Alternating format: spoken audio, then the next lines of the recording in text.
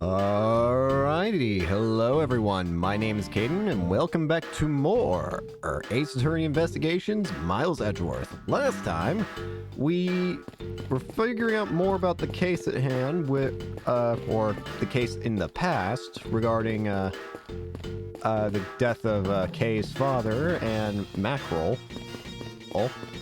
And now we're going back, searching through our stuff, and currently we have well, I wouldn't say the game has completely pointed the finger at her being suspicious, but there are plenty of clues being suspicious towards, of you, what was her name again? La da da da. Callisto Yu. Plenty of evidence suggesting that you seem a bit suspicious, Callisto. So anyways, let's just get right back into it, shall we?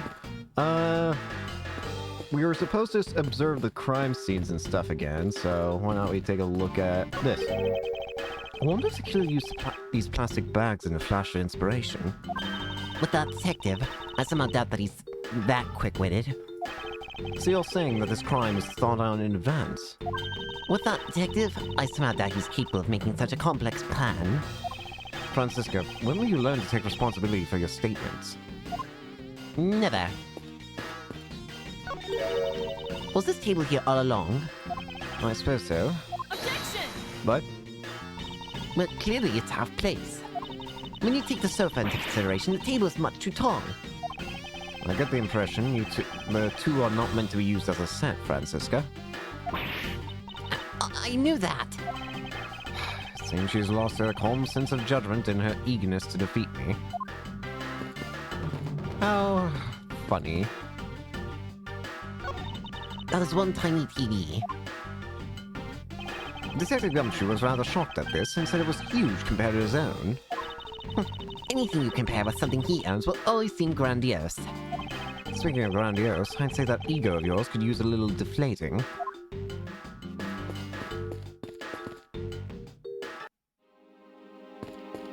You want a snack?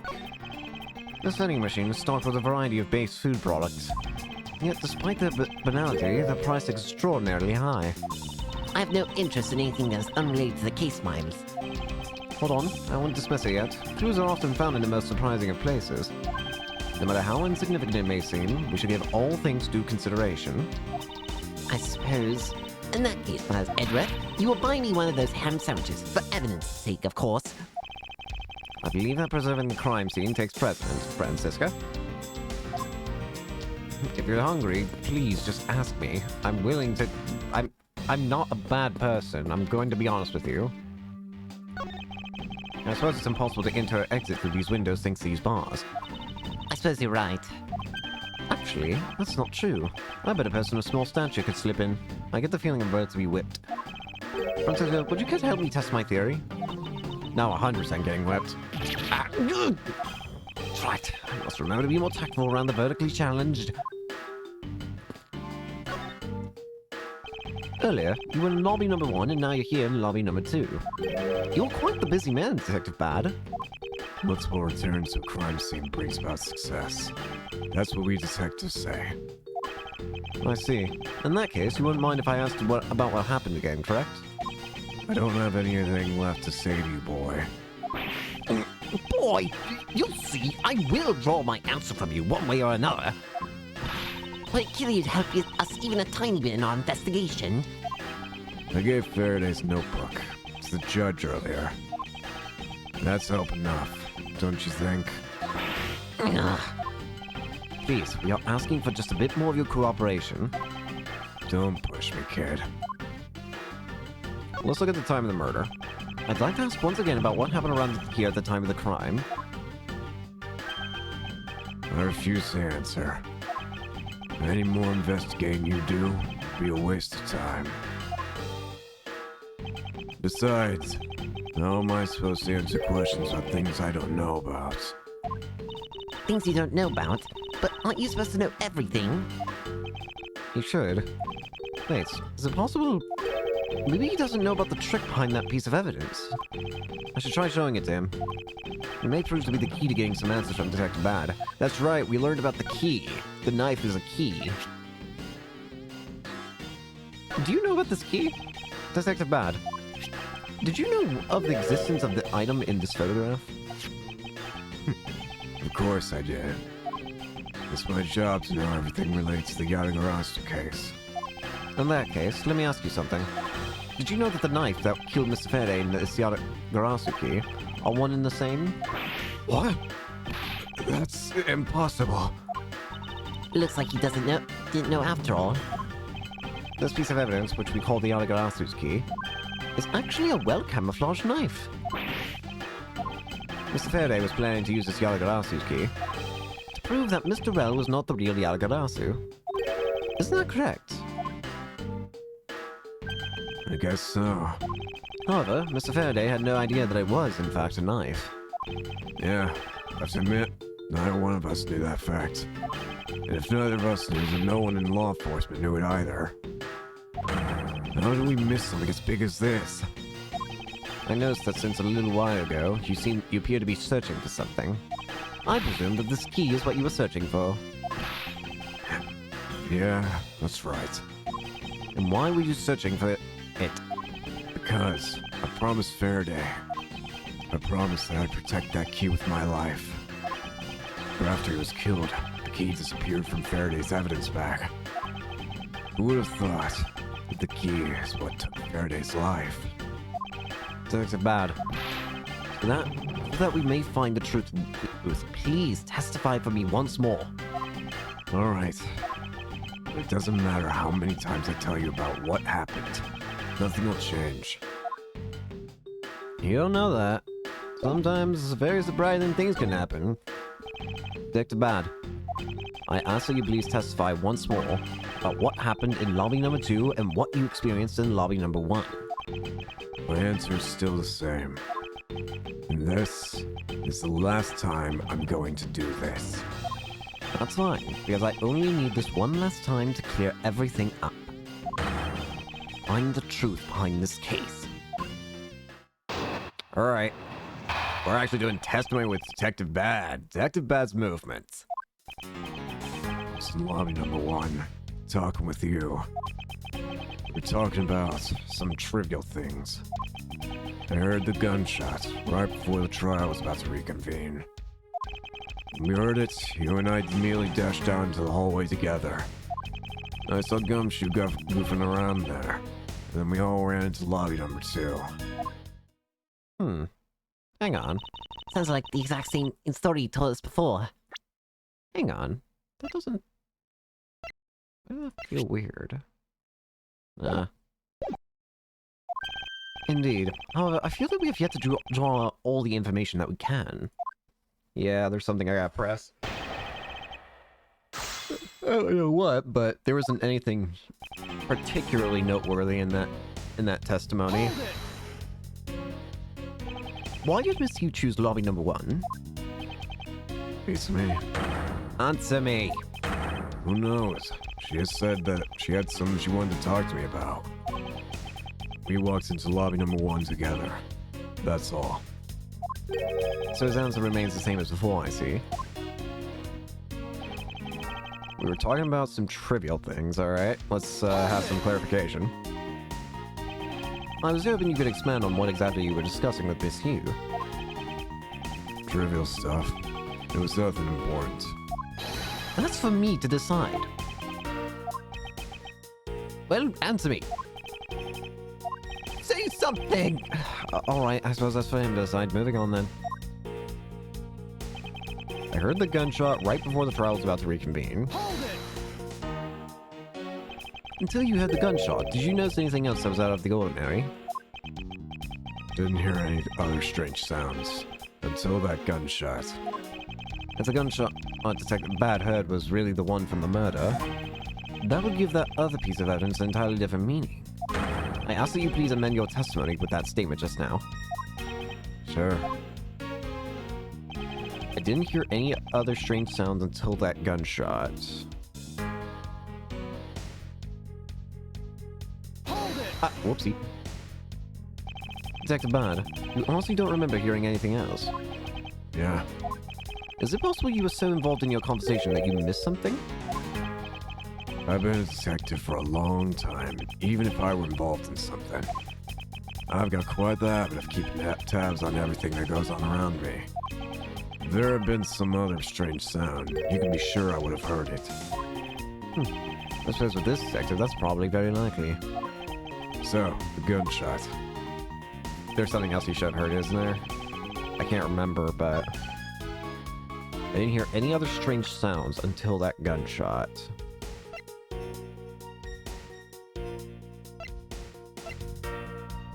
But would you not have heard... Objection! Yeah, you would have heard the balloon. Why? What about that? Detective Bad, does this balloon fragment remind you of anything? It's the same color as the one Kay was holding. Oh, so you knew about the ghost balloon? Yeah, I was sitting with her up in the gallery. During the recess, just before we split up, I filled that balloon up for her.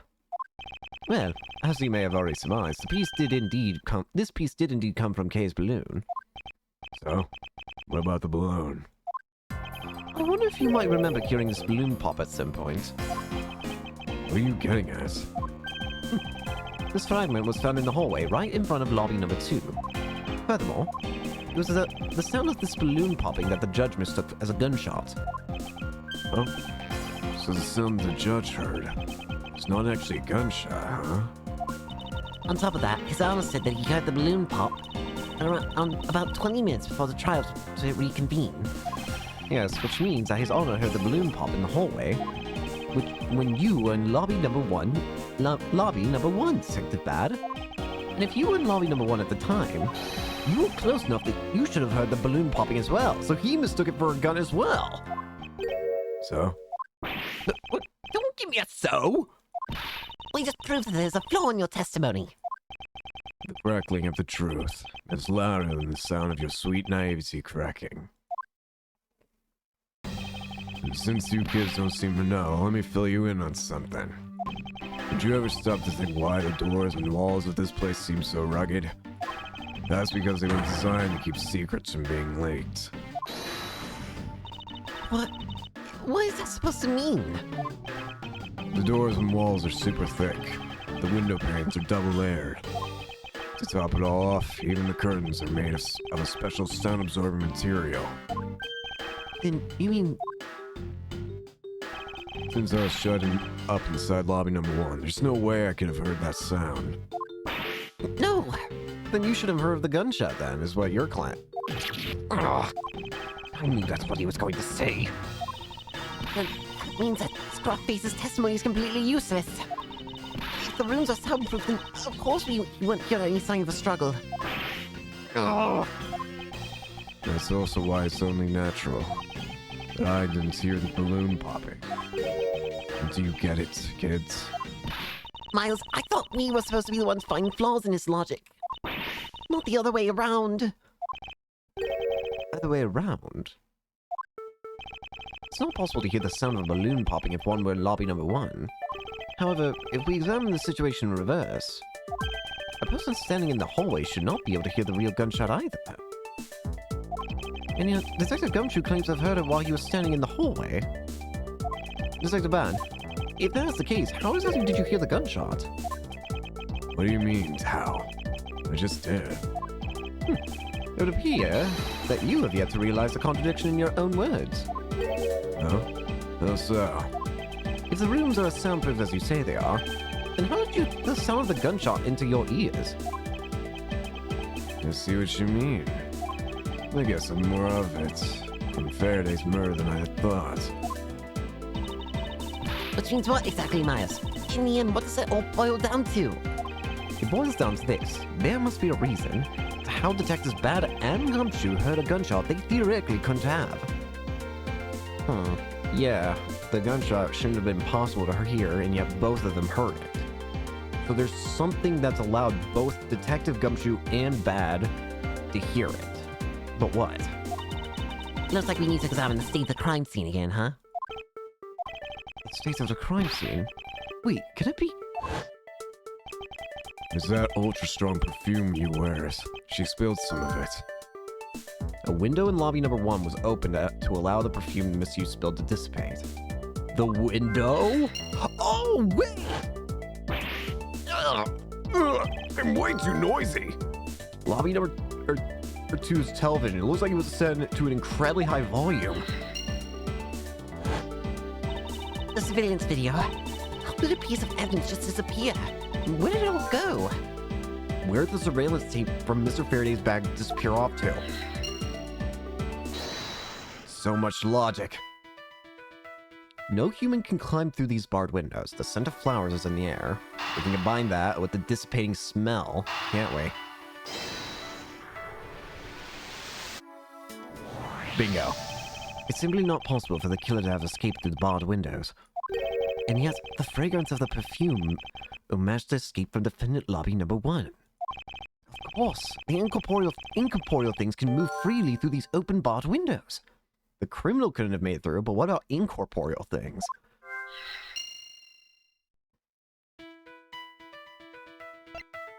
Where did the evidence go?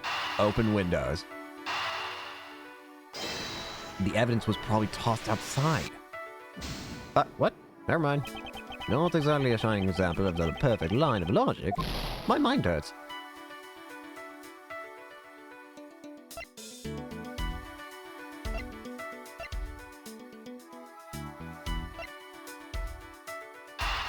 Go out TV?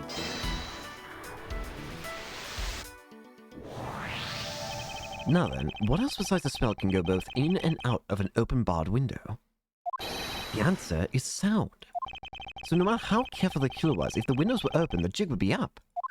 And since the windows in both defendant lobby number 1 and the hallway were open, that explains how the sound of a gunshot can be heard in both locations. We're getting there. There's a clear-cut criminal here. The missing evidence and the gunshot. Where did the surveillance tape go? Wait. Oh, I have to confirm. I was about to say, like, I thought I saw that I could leave it, but no. The missing evidence and the gunshot. The missing piece of evidence is a video. That shows the moment in which Mr. Relic killed the embassy staff member. The sound of the gunshot left quite an impression on me when it was played during the trial. The video should have been returned to Miss Faraday's evidence bag for the recess. And brought back here. If it disappeared after that time, then it's possible that the tape is still here in this room. Eureka! The evidence that the missing evidence craved from me is the gunshot sound that no one should have been able to hear in the first place. The impossible gunshot.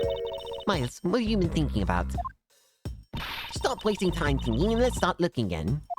It's not a waste of time to think, for I have figured out where we should look. What would that be? I believe we should examine the television. TV. Well, you kids have fun. Go and examine whatever you like. I won't rest until I've inspected. Earlier, when Detective Gumshoe touched this, it made a most terrible racket. You mean when Scruffy turned the television on, right? Actually, come to think of it, I don't think Detective Gumshoe actually touched the television at all. Furthermore, it seems more like when a video feed suddenly stops. At least it did to me. Wonder why that is. May I check the cassette tape? It's a video player, and there seems to be a videotape inside. Looks like it. The tape must have stopped on its own when it reached the end. This tape, could it not be the missing surveillance tape? I suppose, but... Victor Bad, would it be alright with you if I verified the contents of this video?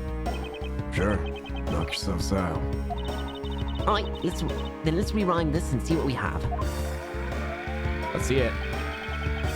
If I remember correctly, the footage of Ralph killing the MC staff member should be at about the 30-minute mark from the start of the tape. Understood. We should be about right. Now then, let's see. Aha! This is... That's it! Wait! Is this where the gunshot came from? The video? This is the footage of Mr. Rails shooting the embassy staff member.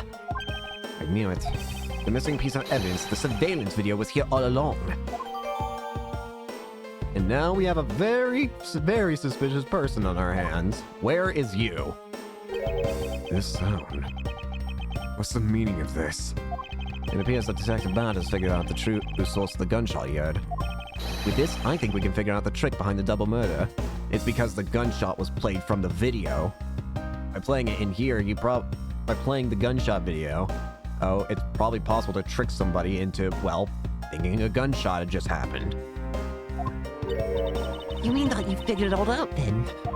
Yes, all I have to do now is show what the gunshot Detectives Bad and Gumshoe heard was, and through where they heard it from. Fine. In that case, show me what you've deduced. Now, to show what the gunshot Detectives Bad and Gumshoe heard was, and through where they heard it from... The window?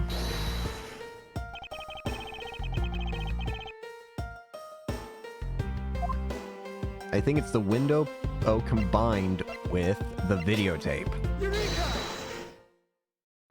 If the door and windows to the crime scene, namely this room that we're in, were closed, the killer could have used the gun and no one would have been wiser. That's true. This courthouse does seem to be well designed for such a thing, as it were. However, what happened in reality was, Detective Gumshoe, Detective Bad, and Miss Yu, all three of them heard the gunshot. But the windows in lobby number 1, number 2, and the hallway were open. So naturally, the people in those locations could hear it. Ah, but then why would the criminal open the window in the first place? Allow the gunshot to be heard, I suppose. Correct. That's the only logical conclusion we can draw from this. But why was that necessary in the first place? I want a real answer, Miles. I demand satisfaction. Very well. I believe that the killer wanted to manipulate our perception of a certain fact. What was it that the killer wanted to manipulate our perception of? I think it was when the crime took place. I think it's the time. The killer wanted to fabricate the time of death to their precise wishes. Yeah, because if that's the main thing that... Because think about it, if you're using a fake gunshot to make people think they heard the time of death when like if you want to use a fake gunshot to make people think that they heard the gunshot that killed someone, then obviously the only thing you can manipulate in that regard is the time of death. And they used the gunshot in the surveillance video to do so. Yep. So that's why the tape was left running. You mean the gunshot I heard was from this video? Yes, which means that the murders really occurred at an earlier time than we thought. It must have been during the recess, but before Detective Gumshoe was on guard duty. Yep, that clears up gummies then.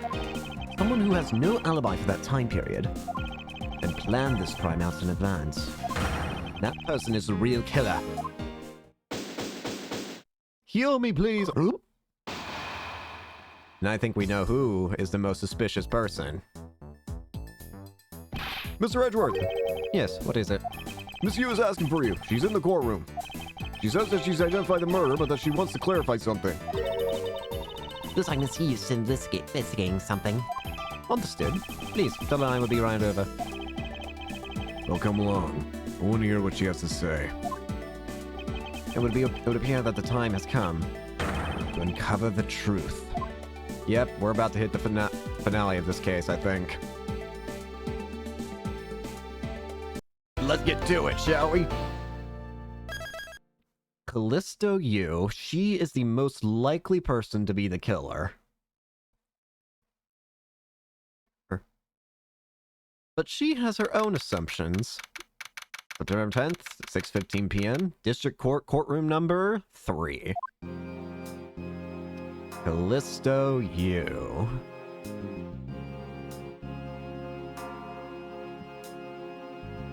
Hello. Okay. Okay, what are you doing here? Oh, hello, mister. I'm still investigating. But the object you're looking for is already... Okay. Don't mind him. Please, continue with your investigation. Okay, you got it. Have fun! Detective Bad, haven't we already found what you were looking for? If it means I can keep her in the dark just a little longer, any little task will do. Oh, you're more sympathetic than I thought. Alright, very well. Will Detective Bad be our judge? Callisto, you. I've been waiting for you, Edgeworth. I've also been waiting for the moment in which we can finally lay this case to rest. The moment in which we can finally lay this case to rest. Wasn't that when we placed Detective Gumshoe under arrest? We've more than solved this case already. Don't you? Let's see. It all depends on whether or not your logic holds. Oh, I see. We even have a viewer in the gallery. And why? Even Mr. Bad's here. A viewer in the gallery? I'm hardly just a bystander. I have a duty to see this case through to the end, no matter how it turns out. Oh? Oh, is that right? Anyway, I thought you might like to hear what I've slaved away to find out. I've taken statements on every single person's movements during the time when our suspect was in the hallway. I also confirmed that there's no possible route of escape from lobby number 2. Therefore, the killer must without a doubt be Detective Gumshoe. And that's all you have. Yeah, that's all there is to my conclusion, and this case. Sorry, but I beg to differ. In a trial, there's always time for a rebuttal, and we are standing in a court of law. It'd be more than appropriate to follow the rules of court in this case. Don't you think? Oh, absolutely like a rookie to think such a thing. But, alright, I'll play along and give you a proper testimony. My logic is correct, and I've already won. All I have to do now is prove it, by showing who the real killer is. There's only one person that fits the bill. Misuse argument. Everyone, sans the suspect, has an alibi for when the gun went off. Furthermore, the areas around the crime scene have all been thoroughly investigated, right? I also confirmed that there's no possible escape route from lobby number 2. Which leaves us with one unshakable conclusion. That Detective Gumshoe is the killer. You laugh all you want. You have your testimony. I expect a good rebuttal, Edgeworth. But of course, there's no need to confront her logic head-on right now. I should instead focus on drawing out any trump card she has up her sleeve. Let's see, what is your... Let's just see what you've got, monsieur. So everyone sees the suspect has an alibi for when the gun went off. Hold it! The suspect, and I thought that Detective Gumshoe's alibi has already been proven. Are you joking, Edgeworth? I assure you, this is no joke. Look, I know you heard from the judge earlier that the detective was in the hallway with Mr. Faraday's daughter eating a Swiss roll. Yes, that's correct. But see, that was 20 minutes before the real gunshot went off, right? And the problem is, there's no one else who could corroborate what he did since the snacking. She's done her research well, which means that I should focus on drawing out whatever trump card she's withholding. Furthermore, the areas around the crime scene have all been thoroughly investigated, right? Alright. Whether they have been thoroughly investigated or not is for me to decide. The scrunched eyebrows and lines in your forehead. Anyway, even if you believe it hasn't been exhaustive, the crime scene lobby number 2 has no way out other than the hallway Detective Gumshoe was standing in. And because he claimed to be there, that makes him the only possible suspect. Sorry. All this laughing makes me tired. But isn't it also possible that someone escaped through a window and into the garden?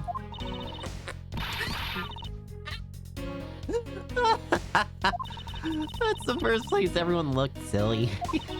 The police aren't a bunch of lazy bums. They looked into every possibility, you know. Isn't that right, Mr. Bad? Yeah. There wasn't a scrap of evidence. Just someone used one of the windows. There also weren't any footprints or anything in the courtyard garden. I suppose they really did check everything that could be relevant to the case. I also confirmed that there is no possible escape route from lobby number 2. Are you absolutely positive that there are no possible routes of escape? Of course I'm sure. And why are you so certain?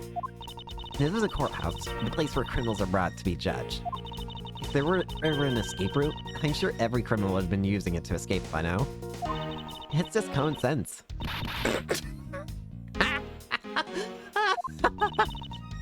Miss Edgeworth, I suggest you use a bit more of it in the future. But stop slapping me! This leaves us with an unshakable conclusion that Detective Gumshoe is the killer. Hold it! Da-da-da. You may think it's unshakable, but to me, there are still too many unanswered questions. For example, who was it that placed the gun in Mr. Faraday's hand? But you're the only one who's still wondering that. Detective Gumshoe probably had no idea which hand Mr. Faraday used to write with. Even if you know someone, it doesn't mean you'll know which hand they write with, right? I mean, I certainly don't care much about that. Oh, wait a minute. I'm not about to let her get a rise out of me with such a flippant statement. I suppose we've really reached the end now. I already have my trump card ready. All that remains is to play it. Before I do, I think I should inquire into a little something about her argument. You said earlier that you confirmed the alibis of every person other than the suspect. However, I don't recall either Francisca or myself speaking with you about the subject. But there were witnesses. For you, there's your mentor who gave you an alibi. I see. As for the little missy, she came to the courthouse during recess and was stopped by a security guard at the door of the hallway. She gave him quite a whipping for that, or so I heard. I'm the daughter of Manfred von Kammer, and I will not be forcibly stopped by a guard or bailiff or anyone else. Wait, so basically the only reason Francisca bothered to show up today was because she found out that I was to be the replacement prosecutor? By the way, Monsieur, what about everyone's alibis before Detective Gumshoe was assigned to guard duty? What about them? Have you looked into what people were doing during that span of time? What kind of idiot do you take me for?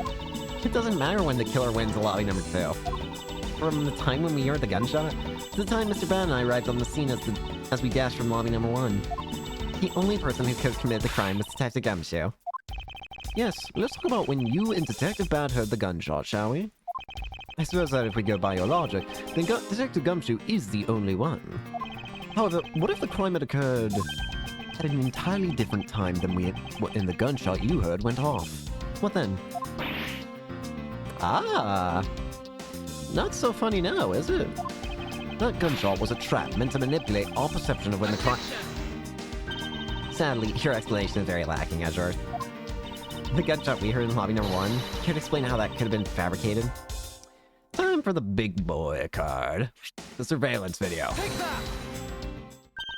A tape. Yes, it's exactly what you think it is. This is the surveillance tape of Mr. Rell the prosecution presented in today's trial. This was found loaded in the video player in lobby number 2. That was connected to the large television that had its volume turned all the way up. You can't possibly mean that the sound we heard was the gunshot in the video. Ah, but I do. Which leads me to my next point. The murders occurred much earlier than when anyone heard the gunshot. That's the only thing I can think of, too. After committing the double homicide, the killer took the surveillance video out from Mr. Faraday's evidence bag, turned the television's volume all the way up, and left the video to play. They knew when it would happen. If played from the beginning, it would take 30 minutes for the gunshot sound to come on. And since we now know this method of time manipulation is possible, it opens up the possibility that the killer is someone other than Detective Gumshoe. Sounds from a television doesn't amount to much here. But of course, Mr. Prosecutor Edgeworth and little Miss Von Karma already knew that much from the very beginning, right? Of course we knew. Didn't we, Miles? Yes, of course. We know about the soundproof quality of this courthouse's rooms. Of course, I'm not about to admit that we had no idea until a little while ago. That's right. And if the rooms are soundproof, then we should have not been able to hear it. And yet, we heard the gunshot clear as day. And? that's it. End of story. Ah. You know, I was wondering, like, have we seen her do makeup before? I think we have, but I don't think I've ever seen her do it this fast. She is speed putting on that makeup. Up, up, up, up, up, up, up, up. She is zooming with it. But it's not. How shall I explain why she was able to hear the gunshot from the soundproof room? The windows. There is actually one common point between lobby number 1 and lobby number 2. And it is that, despite the fact that both rooms have air conditioners installed, a window was open in each. Now, we know that the window in lobby number 2 was opened by the killer. However, a window in lobby number 1 was also opened. Objection! Aha! It's probably just coincidence that they were both open at that time. Objection! You're not laughing your way out of this one, madam. It was no mere coincidence, I assure you. Why was the window open in lobby number 1? The answer is that a certain person did something to cause the window to be opened. And the person who triggered that action, that person is the real guilty party. I get it now! The real killer in this double murder is... Callisto you! You! Is Callisto you? Oh, I hereby formally indict you of the murder of Mr. Faraday and Mr. Rell. What? You indict me? Oh, lipstick, huh? Oh, you do, Miles. What do you think why do you think she's the killer? I don't understand her motive just yet. But of course, I'm serious. But she's the only one who could have done it. Well, monsieur, you still feel like laughing now? Of course I do, Edgeworth. My argument must not be tight enough yet. Although, I never thought things would spiral into this. But I'll have you know, I'm enjoying this dance quite a bit. I guess this means it's time for my own rebuttal now, right? Then let's do it. Misuse rebuttal. You argue that the window was open. However, do you have proof that it was I who did that? Furthermore, do you have any proof that the tape was used in committing the crime? Frankly, I'm shocked at you for going around accusing people of murder like this. Especially with logic as full of holes as yours. This is where it really starts. I mustn't let my guard down for even a second or the truth will be blown away. Now is the time to put the patented Von Karma perfect proof to the test.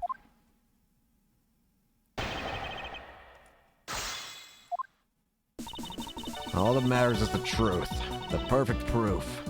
You argue that the window was open. However, do you have proof it was I who did that? This is the final testimony, I think, because this music always appears in the final testimony so far.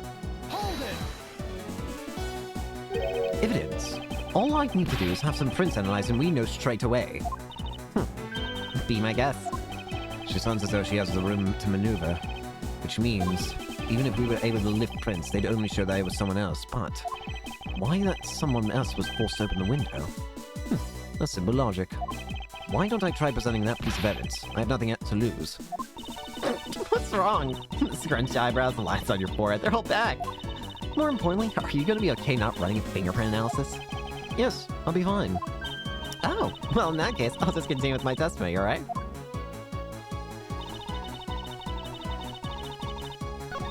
You argue... Do you have any proof that it was I who did that? You know what? I'm gonna do it. I don't have proof that you did it, but I have a reason to believe it's you. Objection! It's over, madam. I'm sure you've seen this before, haven't you, monsieur? Edgeworth, I never knew you were into wearing that kind of perfume. It's not exactly what I'd recommend for boys, you know. Well, this isn't mine. That's right, it's mine, and I received it from Detective Bad, you see. Monsieur, you can pretend all you like, but we know at least this much for sure. That this bottle of perfume was given to Detective Bad by you. Because it gets really strong really fast. So, what about the perfume? While you were in lobby number 1, you made a big show of spilling some of this perfume. That's according to Detective Bad. Yep. Oh, I know. He also knew that if you spilled it, he would naturally open a window.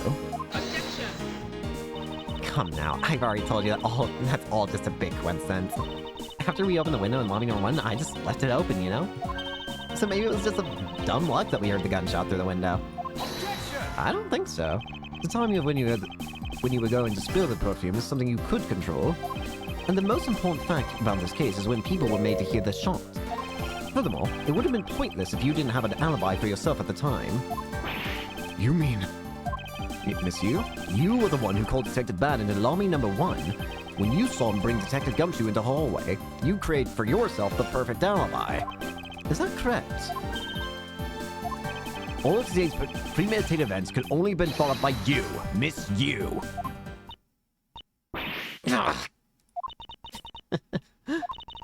You accused me of murder on the fact that I spilled a little perfume. Well, how may I say this much? I couldn't have killed Mr. Faraday. Would you care to testify as to why?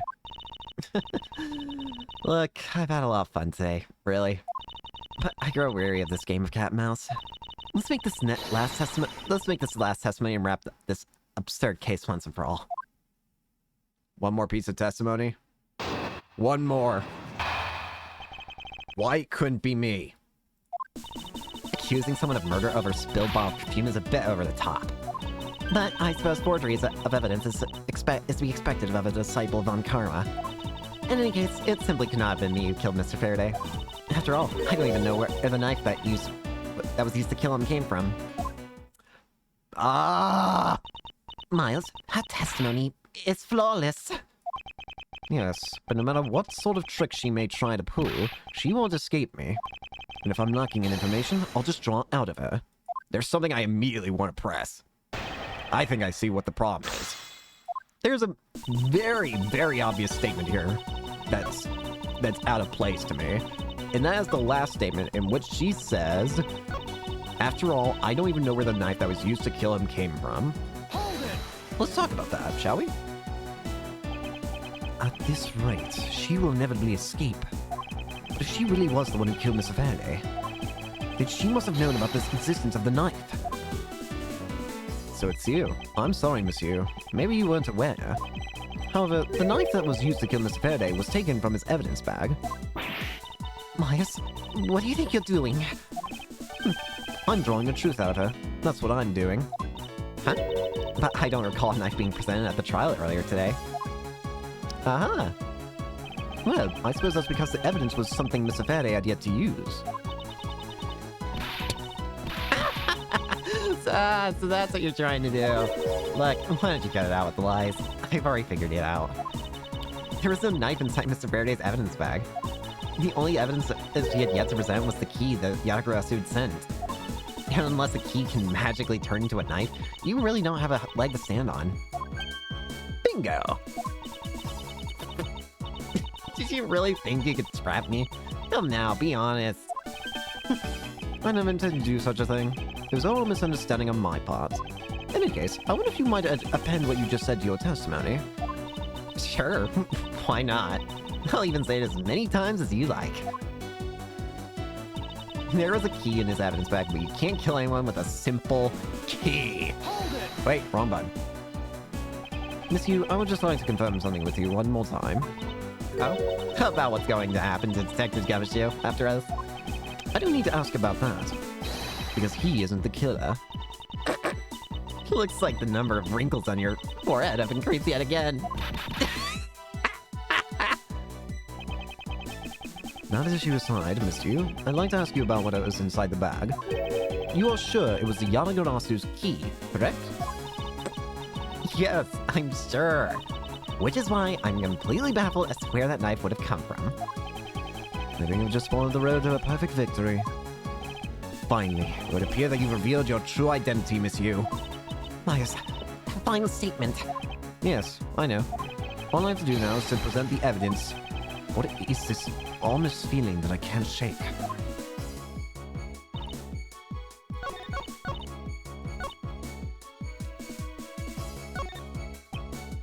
Whoopsie. Can't kill anyone with a simple key, huh? But this isn't no simple key. Isn't it, Miss Yatagarasu? Objection! Miss you, I wonder if you might take a look at this photo for me. This is a picture of the key the Yatagarasu sent to the police. However, while it may look like a key at first glance, it in fact has the secret ability to transform into a knife. Which means that what was inside Mr. Faraday's bag was both the Yanagarasu's key and the murderous knife. You knew that the key was inside Mr. Faraday's bag, did you not? Yes. Well, with the Yanagarasu's key alone, it's more than possible to kill Mr. Faraday. Do you understand now? Just knowing of the existence of the Yanagarasu's... Huh? Huh? I still haven't had a good look at it. Showing it to me from that far away, you could be lying for all I know. You would, even now, still feign ignorance. I'm not feigning anything, come on. But we can't have you accusing me of a crime with false evidence now, can we? I mean, Mr. Von Karma. I've heard some very interesting rumors about him. Are you mocking my papa? Don't you dare sully the good name of my mentor. Now take a good look. This piece of evidence is more than real. Wow. Who knew there was such a trick to this thing? Are you satisfied now? But of course, you knew from the very beginning, didn't you? You knew that the knife and the Yatagarasu's key are one and the same. Otherwise, someone like you who isn't a member of law enforcement and who would never have been privy to this trick would have never known about it to begin with.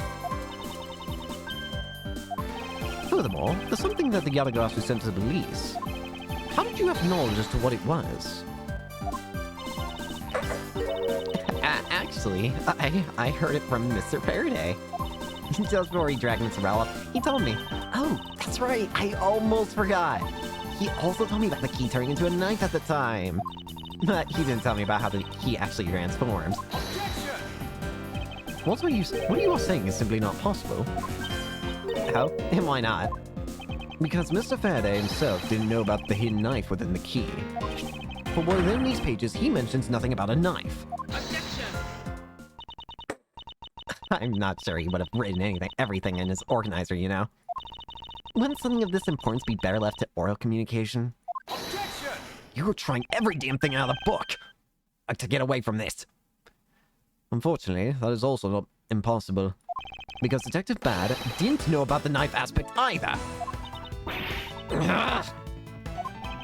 What would have been highly classified information even within the police force? And it's something that even the lead detective on the case didn't know. Why would Mr. Faraday have felt the need to share such information with the opposition? Yeah, I guess he wouldn't have much of a reason to. Looks like I gave a pretty lame excuse. How can you laugh at a time like this? She probably has just realized the flaw in her logic.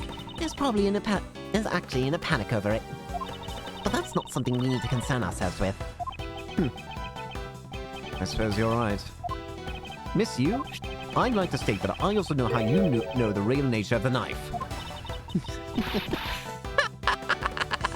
Oh, do you know? Why don't you put your money where your mouth is and show me? Oh, I will. And I'll wipe that smile off your face by the time we're through. This is it. The moment of truth. The secret behind the Yatagarasu's key. Only one person would have the knowledge of it from the get-go. Who would know from the start that the Yatagarasu's key could change into a knife? The Yatagarasu themselves. Take that! There is only one person who would have known about the dual nature of the key. And that is? And that is the person who sent the Yatagarasu's key to police. That is to say, the Yatagarasu herself. Are you saying that this lawyer's the great thief Yatagarasu? Miss you used Mr. Rell to lure Mr. Faraday into a trap, didn't you? You, who profess to bear a grudge against criminals. Why? Why do something like this?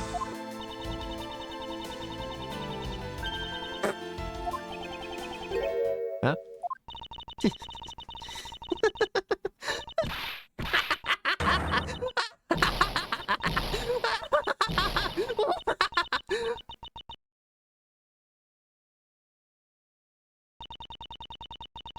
I would have thought.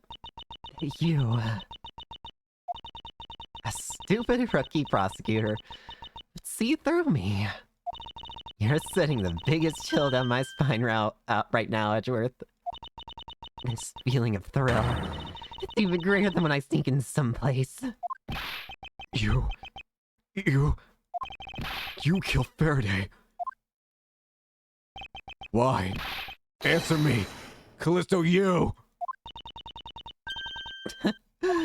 Callisto you, huh? That's not my real name. Because my real identity is, yes, the great thief Yatagarasu. Yep. There we go. Let me tell you something, Edgeworth. Mr. Faraday was one difficult man to deal with. For you see, he had discovered my true identity, which is why I had to erase him from the world of law. So that's why you killed him, because he knew. I made Rel an offer, an acquittal for a little favor in return. All he had to do was accuse Mr. Faraday of being the Yatagarasu in court. But once we entered the recess, Rel was dragged off by Mr. Faraday, which threw my plan to a complete mess. I chased after them, and eavesdropped on them through a crack in the door. That Rel caged to only two things, money and authority, just as all thugs do. I feared my plan was going to be ruined if Mr. Faraday held on to Ralph any longer. Plus, if I had let them continue on the way they were, I would have been found out. That's why I had no choice. I had to kill them both. You killed... You... Do you realize what you've done to Kay? Didn't you say that you despise criminals? But do I really? You've forgotten about the KGA incident too? Maybe. What sort of woman would... So then, was it your plan to kill Mr. Faraday with the very evidence that you sent? Well, I had a good idea of what Mr. Faraday was going to do. I anticipated that Mr. Faraday was going to prove that Riddle wasn't the Yatagarasu by using this Yatagarasu's key as evidence, and that he would bring it with him. Which is why I thought to use the knife portion. With a weapon as well disguised as this, no one would be the wiser. Because who in their right mind would think something like this could be a weapon? I casually entered lobby number 2 on the pretext that I had to talk with Mr. Faraday. And in order to get in with him, I pretended to be worried about something. He then let me hold the Yatagarasu's key, just like that. He never noticed that I had changed the key into a knife inside that plastic bag. And he didn't have a chance to take note of the knife that took his life. Where'd you kill him? I knew him for a long time, you know. At the very least, I thought to give him a quick and painless death. But if you killed Mr. Faraday first, there was no need for you to kill Mr. Rel as well.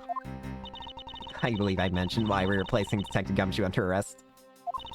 Something about having accidentally created an eyewitness.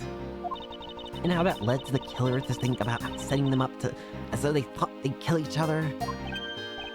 And the trick with the surveillance tape. Yep, it was used in order to make Gumshoe the suspect. It was the perfect alibi for her until just a little trick with the knife showed showed what she really was.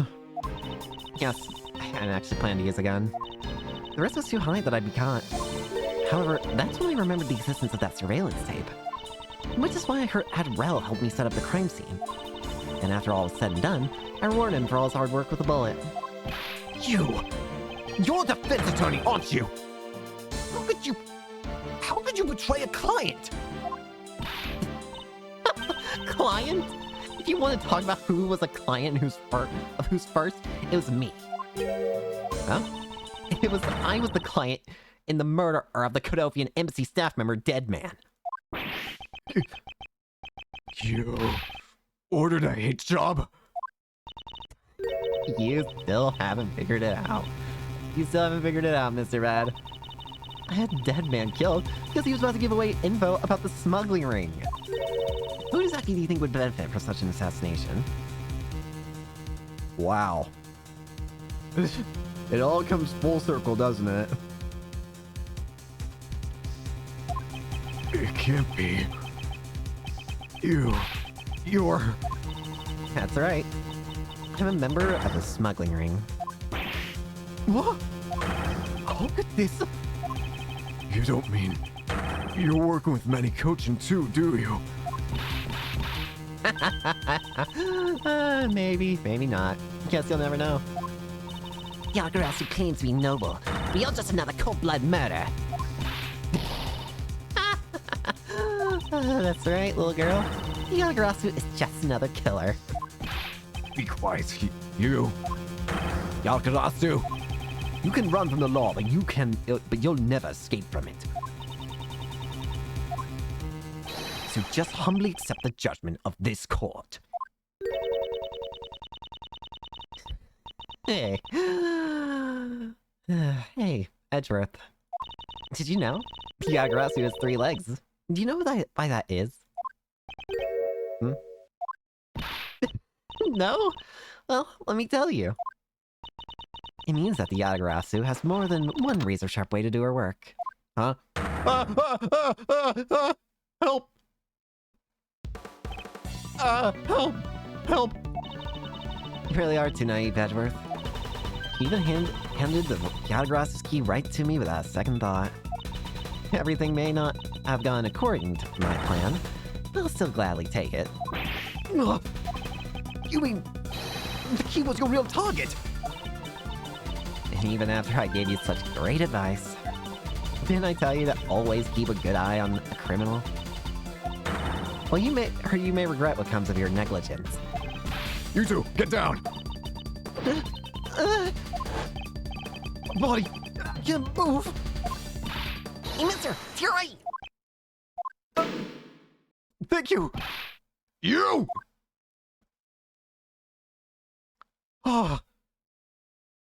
Oh, thank you, Kay. Oh, you're all right, Francisca. I'm perfectly fine, Miles. Her voice is shaking, but it looks like she's all unharmed. Where did Kay go? No! That's a gunshot. Bad? Kay?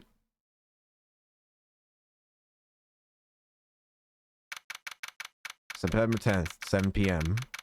District Court, Quorum number 3. Oh, you're alright. Sorry. It looks like she got away. I called the precinct. You should have a perimeter sub soon. Detective Bad, are you alright? I heard a gunshot. I'm okay.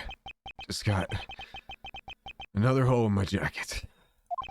He may say he's fine, but he looks quite shaken. Yeah? Look, it doesn't matter how cool I put up the facade. How cool of a facade I put up, but getting shot at is scary. Can you blame me, for God's sakes? I need more lollipops. More importantly, boy. I mean, Mr. Edgeworth. Miss Von Karma. Are you too hurt? I'm absolutely fine. I'm also alright. Thanks to Kay. Speaking of Kay, where is she? I don't know. She just sort of disappeared. I'll go look for her. Oh, and hey, Detective Gumshoe. Yes, sir. Detective Bad, sir. I'm sorry I doubted you. Don't worry, sir. It's not your fault. Well, I lied to you guys too, after all. I heard about what happened from Kay. Lying while giving testimony is still unforgivable. But, in this case, you were protecting Kay and her feelings. Looks like you just might have what it takes to be a real detective. Aww. Now, don't you ever lose that detective spirit, okay? You got it, Pops! Oops. Watched too many detective dramas recently, have we? We need to single-handedly destroy the cheery atmosphere with one snarky comment. I should get back to this investigation. I swear, I'll catch you if it's the last thing I do. Be careful, Detective Bad, and take care. Thanks. Well, I'm off. Maybe we'll run into each other again someday. So long, cool guy. Thanks a bunch, pal. You're the best. You really did find out the truth behind everything. Yes, well, I'm glad we solved everything before you were taken to prison. Oh, what's wrong? I can't believe how much trouble I caused you with my testimony, Detective Gumshoe. Aw, it's alright, bro. Oh, it's no problem, really. I mean, I lied too, so I didn't help anything. It's really not your fault, Your Honor. Well, even if he didn't have his honest testimony, I think that lawyer would have found another way to get you convicted on her behalf. Yeah, I can't believe I was about to get fired during my first week as a detective. Well, so long as you're not fired, you should work hard, give all that you have, and perform your duties well. Oh, and one more thing. Kay left the prison for you with me. She did? Oh, what is it? What was it that Kay left for me? The proof of their friendship? Surveillance!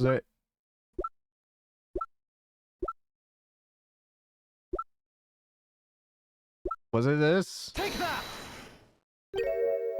I'm not sure what this is supposed to be, but are you sure it's okay for me to take it? Wait, that's not what I meant to give you. Please return it to me at once. Miles, you're really not that bright, are you? Ugh. I made a simple mistake, Francisca. Oh, it's okay. It's the thought that counts anyway. Hey, speaking of Kay, where'd she go, pal? You only noticed just now. Was this mine not prison when we discussed it earlier? Detective Bad left to go search for her earlier. Maybe you should go join him. Yeah, you betcha, pal. I'm gonna go help him. Oh, but first, you know what, pal? Actually, I guess I shouldn't be so rude to you anymore. Huh? I'm gonna stick right by your side from now on, Mr. Edgeworth, sir. I sense nothing but a most troublesome relationship from that ominous statement. We should go home too, Miles. We have to hurry and report what has happened to Papa. Agreed. Well, I'm afraid we must go now, Detective. Roger, sir. And don't you worry. I'll investigate the next case we're on for real well. I'll be counting on you. The scent of trouble is definitely in the air. Thus, like a bad dream, my first outing at court came to a disturbing end. A few months later, I was finally able to properly stand in court as a prosecutor. But the detective in charge of the investigation was, as I dreaded, Detective Gumshoe. After that, he became my direct subordinate. I've tried, but words fail to describe the measurable suffering he has caused me. But I suppose that's just how things are. As for the little girl who suddenly disappeared, she's now... Yeah. Hey, we're back to the present. So, do you remember now? Yes. I remember everything. Okay. It's been a while. Yeah, you sure grew up a lot. Of course, but thank goodness. I thought you two had totally forgotten about me. You know, I was really worried about you after all that. Where have you been all this time? Gummy, I didn't know you cared. After my father died, I went to go live with my mother's relatives. They lived really far away, so I wasn't able to come back here all that much. Oh, is that what happened? Well, I'm just glad you're alright. So, does it make all sense? Does it all make sense now? You betcha it does. Oh, you know what? I was going through my father's bookshelves recently, and... Hold it! Wait. Actually, there are still a number of things that don't make sense, Kay. The main thing is, why are you being the Yatagarasu? You should know the truth of who the Yatagarasu was at this point, so why would you be the second coming of it? Huh? First of all, why did you come all this way to see me? Yeah, that too. A second, why are you calling yourself the Yatagarasu? The Yatagarasu is Callisto Yu, the woman who killed your father. No, you're wrong. The real Yatagarasu? That's my father. What? Mr. Faraday was the Yatagarasu? Like I said, I was going through my father's bookshelves recently, and I found a secret diary hidden among his books. Huh? I have no regrets in choosing to walk the path of the Yatagarasu. That was written in his diary, and that's how I know for sure. But that's impossible!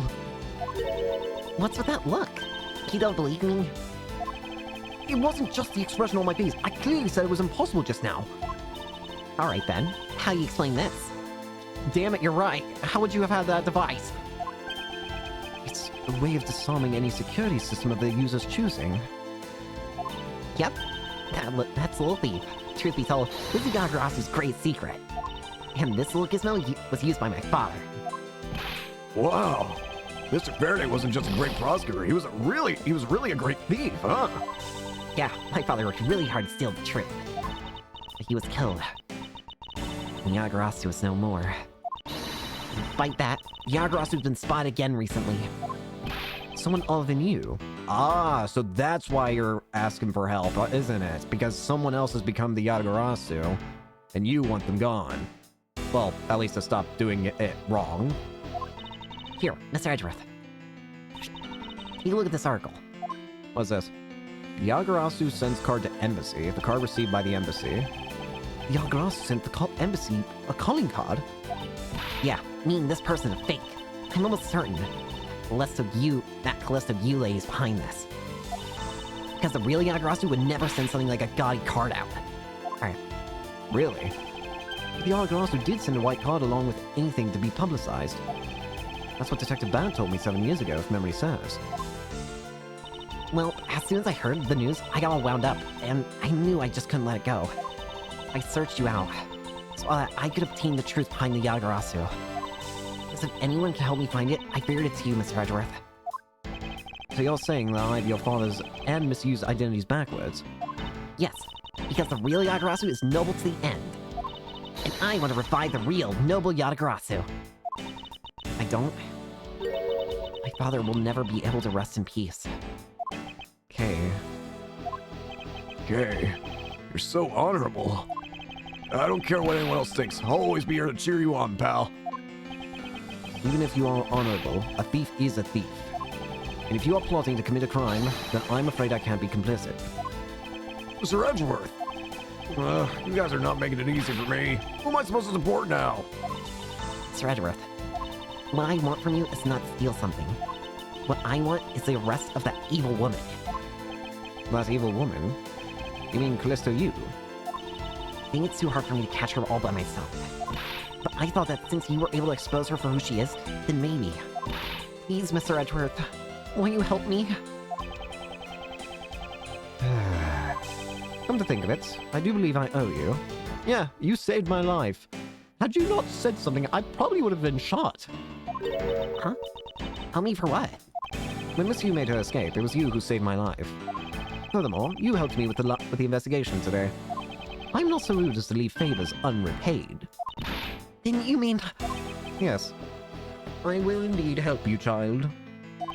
That case has been weighing down my soul ever since that fateful day. Perhaps the time has come to settle things once and for all. If you don't intend to soil your hands in crime, then I believe I can help you. Mr. Edgeworth, thank you. Yeah, Mr. Edgeworth, sir! Isn't that great, King? Yeah, it sure is, Gummy. Even though he had completely forgotten about her until just now.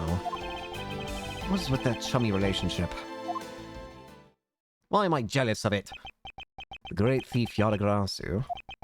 After all that time, the true identity of the thief sank back into the darkness. Right? Ern Faraday, Callisto Yu, and Kay Faraday. The phantasmagorically challenged identity of the great thief Yagarasu. And the Yagarasu's real goal. It would all come to light the day after I made that promise to Kay. So I believe the next is probably going to be the final case, unless these games want to throw a curveball at me and have a sixth main case. Turnabout ablaze? Is that what it said? I'm going to be honest with you, I wasn't paying attention. Boo-doo-doo-doo. Turnabout ablaze. Let's go. Episode 5. Huh? Fire! 2 cards. One of the Black Raven, and one of the White Raven. A country torn in two. One to the west, and one to the east. When those which were split are made whole again, the truth will reveal itself.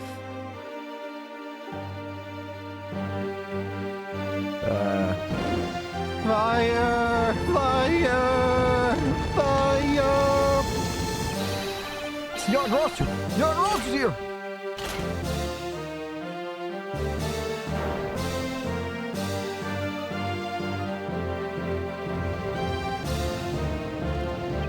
You, accursed Yagrasu. Hey, you... 8 hours earlier. Oh boy, what happened? I'm just enjoying my stuff. Oh, thank God my office is clean again. It's so nice, almost dreamlike to finally have the chance to relax and sip some tea. Especially after what a whirlwind the past few days have been. On my return flight, I was dragged into a case involving an Interpol agent's murder. The next day, I investigated a kidnapping and a murder at Gatewall Land theme park. Later that night, a detective's dead body welcomed me back to my office. Along with a thief who was out to pilfer files related to the case from 10 years ago. How did I manage to find myself in the middle of so many cases back to back? Wait! If it wasn't Kay then that had their, that was trying to get... If it wasn't Kay that was trying to get back those files, then was it you? Because you was able to escape. Well, at least I am today. All I ask is that I be allowed to spend it quietly. Mr. Edgeworth! Yep. Oh, wait! Mr. Edgeworth! This is big! Big, I tell you! Hey, what's wrong with you? Where's your enthusiasm? And suddenly, the phrase, the fragility of dreams, comes to mind. What are you talking about, fragile dreams? Come on, let's go. The big Yagarasu isn't gonna find herself, you know. Well, if you must know, it's possible that I was paid a visit last night by your fake. Say what? Yeah, I was almost killed again. How many times does this make this? Unfortunately for us, the thief managed to escape. But even now, we're still looking for this criminal. However, I must warn you that we've only had a few hours to search so far. So I must insist that you be patient on this one, Kay. What's with you today? Are you sure you aren't sleep-talking to me right now? Anyway, I got something much more important that I want you to see. Oh? And that is? It is? Take a look at this. On March 14th, I will be there to steal your dirtiest secret. That's quite a bold declaration to send to an embassy. I suppose it was inevitable that a newspaper would catch wind of this. The date the card mentions is today. Today, huh? Come on, we gotta hurry. The embassy awaits. I suppose that it is quite an urgent matter. However, do you know which country's embassy we should be investigating? Well, it's some really special country, and I'm actually really fuzzy on the details. But never mind that. Where's all your energy? Why are you so lackadaisical today? I'm not, Kay. You're just too wound up. Well, then you should get it too wound up too. Because this just might be our chance to catch that woman. You mean Monsieur? The woman who killed Faye's father, Brian Faraday, 7 years ago.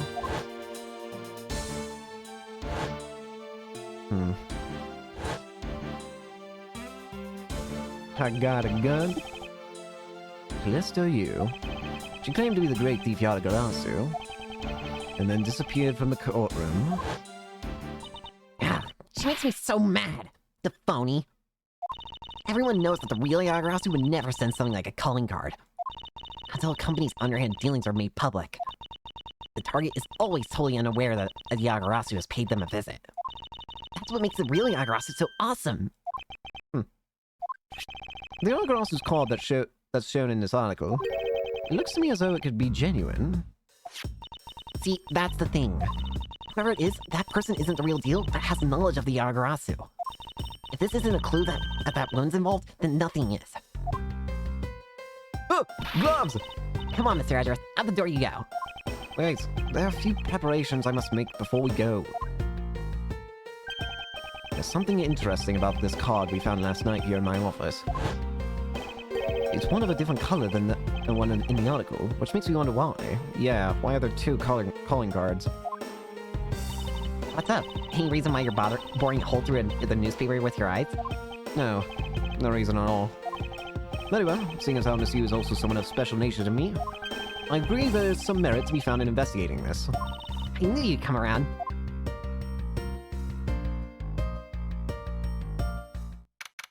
March 14th, 5 p.m. Theatrum Neutralis. By the light of this night's glorious moon. Oh god, I'm returning! We are ready! Ready to embark on a 90-hour... Why is there a baby? This is where our tale begins! Why is there a baby? Why is the Steel Samurai involved again? Oh god. Where am I? What a coincidence. Who would have thought that a Steel Samurai stage show ever be held at such an elegant theater inside a foreign embassy? Yeah, the climax was really awesome. Steel Samurai Sushi Slice. Got chills down my spine when he pulled that move out. I suppose it really is more impactful to watch a show in person than on television. I have to say, though, this embassy is set up kind of funny. I mean, they have two countries sharing the same building. Well, as you said yourself, the place and the countries it houses are very special. Even the theater is special, though, and that is in a neutral zone shared by the two countries. So let me get this straight. The Steel Samurai show just now is being sponsored by one of the two countries. The one that's called the Kingdom of Alabast. That's right? Yes, it would appear that the Steel Samurai is very popular in that country as well. Seems that way. But you know who I'm really into? The Jammin' Ninja. The Republic of Babel is sponsoring a Jammin' Ninja show, ninja stage show. It's something for fangirls like me. You totally gotta see that too, Mr. Edgeworth. The Jammin' Ninja show is gonna kick the Steel Samurai show's rear end. That is something I will debate with you. You know, ever since I've met this girl, I've always had this inkling that what she really wants to be is not a thief, but rather a ninja. So anyway, about today's event, what's it called again? The Kingdom of Alabas versus the Republic of Babel Goodwill Jubilee. The small European countries of the Kingdom of Alabast and the Republic of Babel. These two countries used to be a single entity that was abundant with nature, and it was called the Principality of Codopia. But... Is everything alright, Mr. Edgeworth? Yes, I'm alright. Moving on. After a period of civil unrest, the country split in two, though signs of their past remain. For example, their flag preserve the flower and butterflies motif to this day. Codopia, huh? The KG-8 incident, and what was referred to as the second KG-8 incident, in which an embassy staff member was murdered. Both of these cases were related to the Principality of Codopia. In the 7 years that have passed, the country may have split in two. However, the Yaragarasu still sent a calling card here. What could it all mean? Mr. Edgeworth, I know you're thinking about something. Oh, excuse me. What were we talking about again? If you could please stop spacing out on me. Anyway, we were talking about the Alabast versus Babel Goodwill Jubilee. Two countries have had a pretty bad relationship with each other. Supposedly, they've been trying really hard to make up recently. That's why they decided to hold this event. If that's the case, then why the verses? Also, both countries claim to own the real Prima Duck statue, a national treasure to both. They're planning to have them publicly evaluate today to see which one's the real deal. Okay, need I remind you to take care and not succumb to your thieving desires? Well, when it comes to treasure, I can't help myself. You know that. You better be saying that in jest. Hey, I can read your body language, you know, and you've got it all wrong. Look, I'm here to do some investigating. Investigating, I tell you. I know. And although we don't know if the Yagarasu will really make an appearance, I suppose we should still spend some time examining this place. My partner, Kay. There's a very festive atmosphere in here. Yep, super festive. I'm really happy for the Kingdom of Alabast and the Republic of Babel. It's great that they have re-established as diplomatic relationships. The newspapers say that it's almost like they're Codopia once again. Perhaps we are bearing witness to a historic moment in time. Hey, look! They're selling some commemorative merchandise to celebrate this event. Pounders Codopia biscuits, and over here, they're selling Royal Codopia biscuits. It would seem that they have yet to reconcile their competitive spirits. Hello, man. Oh my gosh, it's you! You're here! Lana! Where in tarnation are they? Come on, Big Scoop. Hey, mister, out of the way. Yeah, I'm talking to you. I seem to remember this woman from somewhere. Yet my instincts are directing me to not engage in conversation with her. Perhaps it would be best if I left her alone. Can't believe it, she's here. Is there something I can help you with? I was wondering what is beyond these doors. The Bubbly's embassy is just beyond these doors, sir. Do you have some business with the embassy? Do you require immediate access? Oh, no, that's quite alright. Are you sure, sir? Anyone and everyone is always welcome in the Republic of Babel. Well then, since we're here, An embassy isn't some sort of theme park, Kay. you're such a buzzkill. Flags. The national flag of the Republic of Babel is on display here. The crest on it features a butterfly. It's really rare to see a national flag featuring an animal on it. Not really. I can list at least a few off for you that do that. Okay then. Are there really any flags with really chic things on them? Chic things? That's pretty vague, okay. Although, by my definition, there aren't really any flags that feature a chic object. That's too bad. Because if there was, I was thinking about stealing it. And what exactly would you do with a stolen national flag, Kay? Also, couldn't you just buy one? I'm pretty sure those are not. Okay, that's good. All right. Now give me your dramatic slam right there. Stop! Hey, do you mind? Get out of the way, buddy! Okay, once more. In 3, 2, 1, action! Okay, was that my fault just now? Well, he's obviously working. I guess we should leave him alone. Hello? There's a flat panel, a tape deck, and a row of Steel Samurai videos on this table. I suppose it's so that visitors can watch an episode or two at their leisure. I guess it really is just that popular, huh? Yes, although I never thought I would see it reach this level of popularity. I wonder why they decided to call on a Steel Samurai for an event like this. I mean, it's like they intend to cut the two countries apart with the samurai sword instead. Wouldn't that go against the whole point of this event? Hello, child. It appears that the child is watching a video from the first season of the Steel Samurai. Go! Keep on fighting until your last breath! Go, my hero, the Steel Samurai! Completely absorbed into singing the theme song, I see. I'll let the child watch in peace. Hello. We're here reporting live from the Theatrum Neutralis. As you can see, tonight's audience is full of enthusiasm. Let's see what this member of the audience has to say. Okay, that was good. Let's do one more run-through. Excuse me, but when you're all ready to film for real, would you mind giving me a call? I sense that you didn't hear a single word I just said. This is the perfect angle. Go, my image. Travel across the wave world out into every TV set around the globe. A more honest approach to appearing on TV might serve your ambitions better. Is this sushi? There are pamphlets about the two embassies here on this table. Still looks weird to me. The country split into two a few years back, and they've shared the building and its grounds 50-50 ever since. Oh? I guess it's because they don't have the money to build two separate ones, huh? I should not think that's not the reason why, Kay. I suppose I'll just help myself to one of these. Type report.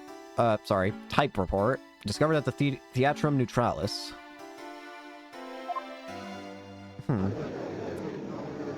Huh? What's all the hubbub? Hey, look! It's a Steel Samurai! He's got a son, the Iron Infant, with him. He's got a son! Holy God! You know, I've seen a lot of these shows in a bunch of places, but today's show, it was like they went for a completely on, you know? Yeah, in that last move, the sushi sauce, I couldn't help but laugh. I know, right? Princess movements were really stiff in the middle of the show. I swear that I heard her hip crack. Oh, I know, I totally thought that too. The Pink Prince had a bad hip, seriously? Just what were they thinking, you know? I suppose there's no graceful way to enter this conversation. Wait. Don't tell me that the pink princess was old bag. 10 more minutes. No, 5 more minutes. But isn't it really bad for me to spend the time doing this? It's no use. Would someone just tell me what I should do? You appear to be troubled by something. May I be of any assistance? Leave me alone. I'm trying to figure out just the right time to talk to that girl over there. And if I mess up, it'll be because I'm talking to you right now. Somehow I get the feeling he's about to fall flat on his face. Well, let's just do as he wishes and we'll leave him alone.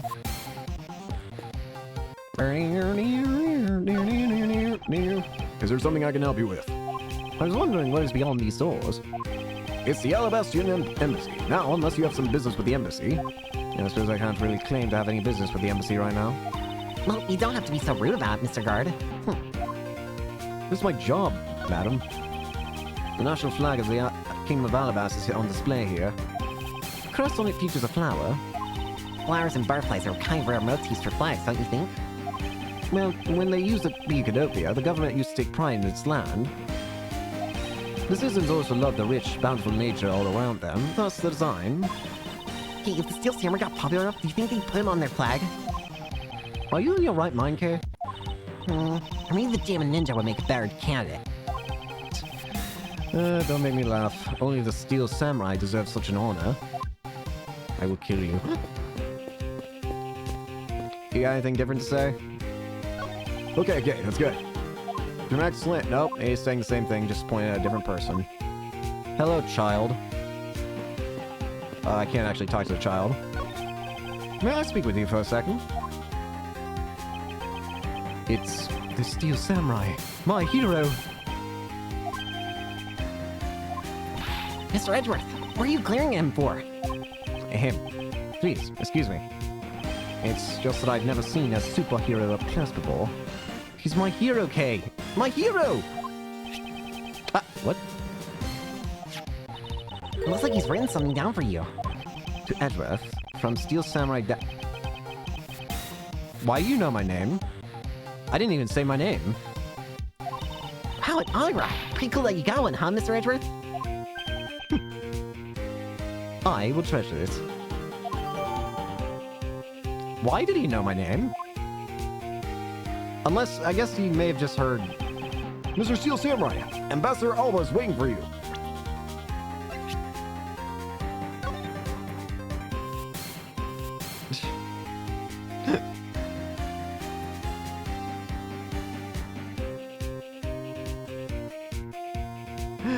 This is funny.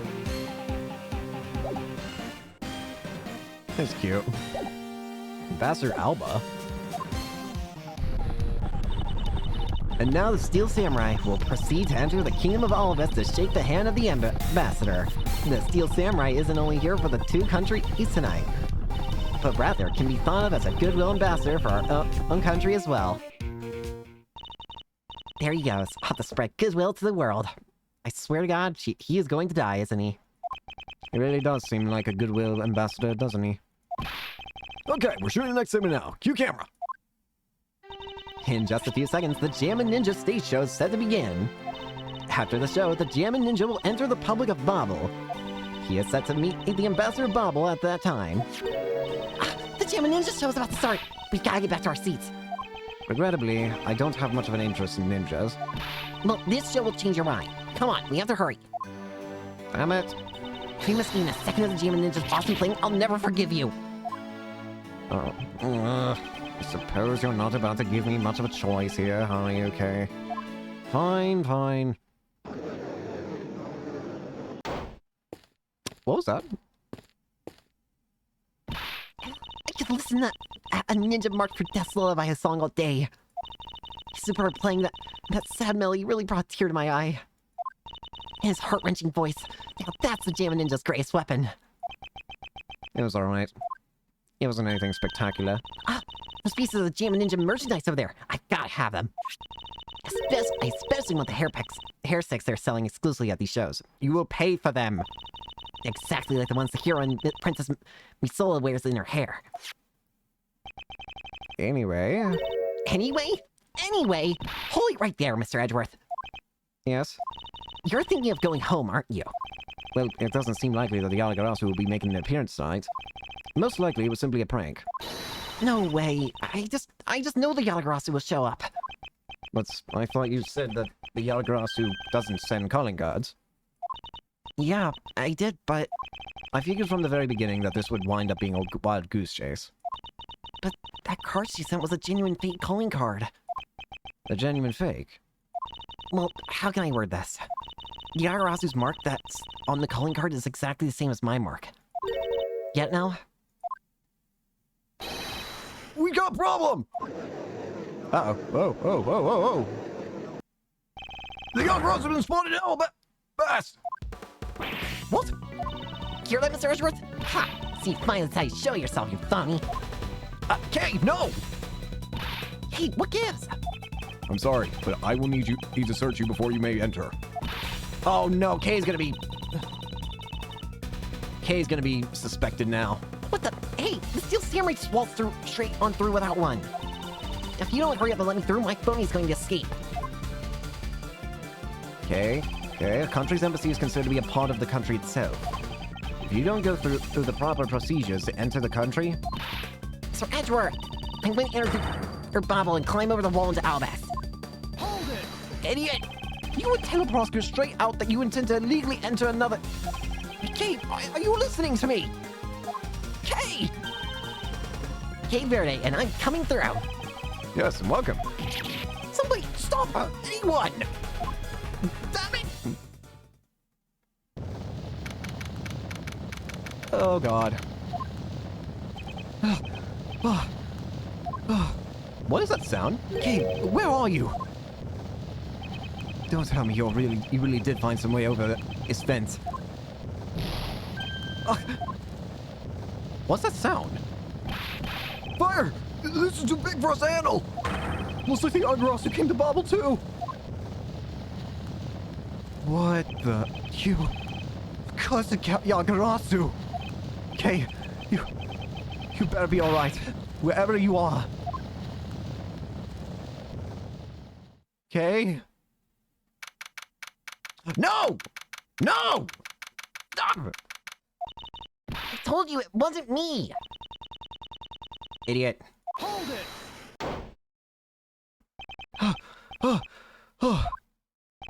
Okay, are you alright? I look alright to you. Now, can you do something about this woman? Mr. Edgeworth! Dr. Gumshoe, what is the meaning of this? Well, sir, it's, this. Yeah, oh God, who's that? He's... It wasn't me. He was already dead when I ran in here, hot on the heels of the fake Yagarasu. Look, I only came here because I saw a suspicious person at the open-air stage. A suspicious person? A long black coat and a hood over their head. I dare you to tell me that's not suspicious. When I saw that person, I immediately thought that they must be the fake Yagarasu. I chased after them into the embassy and then into here, and then I lost sight of them. I just know that the person is the one who did it. What are you so worked up over? There's no reason for you to be this loud. Correct me if I'm wrong, but you're Agent Lang's secretary. Sheena, I believe your name is, correct? And if you are making an arrest, I assume you have evidence that it was Kay who committed the crime. Is that also correct? Answer me. You refuse to answer. Oh, what? I don't need to answer. You took off your glasses? You're merely a prosecutor in this country, meaning you have no investigative authority. Pal, just what the heck does what you just said mean? If it happened to here, it's under Mr. Edgeworth's jurisdiction. The end. And seeing how this building is sitting on our soil, we can investigate wherever we'd like. Unfortunately, detective, embassies are a different matter. Oh.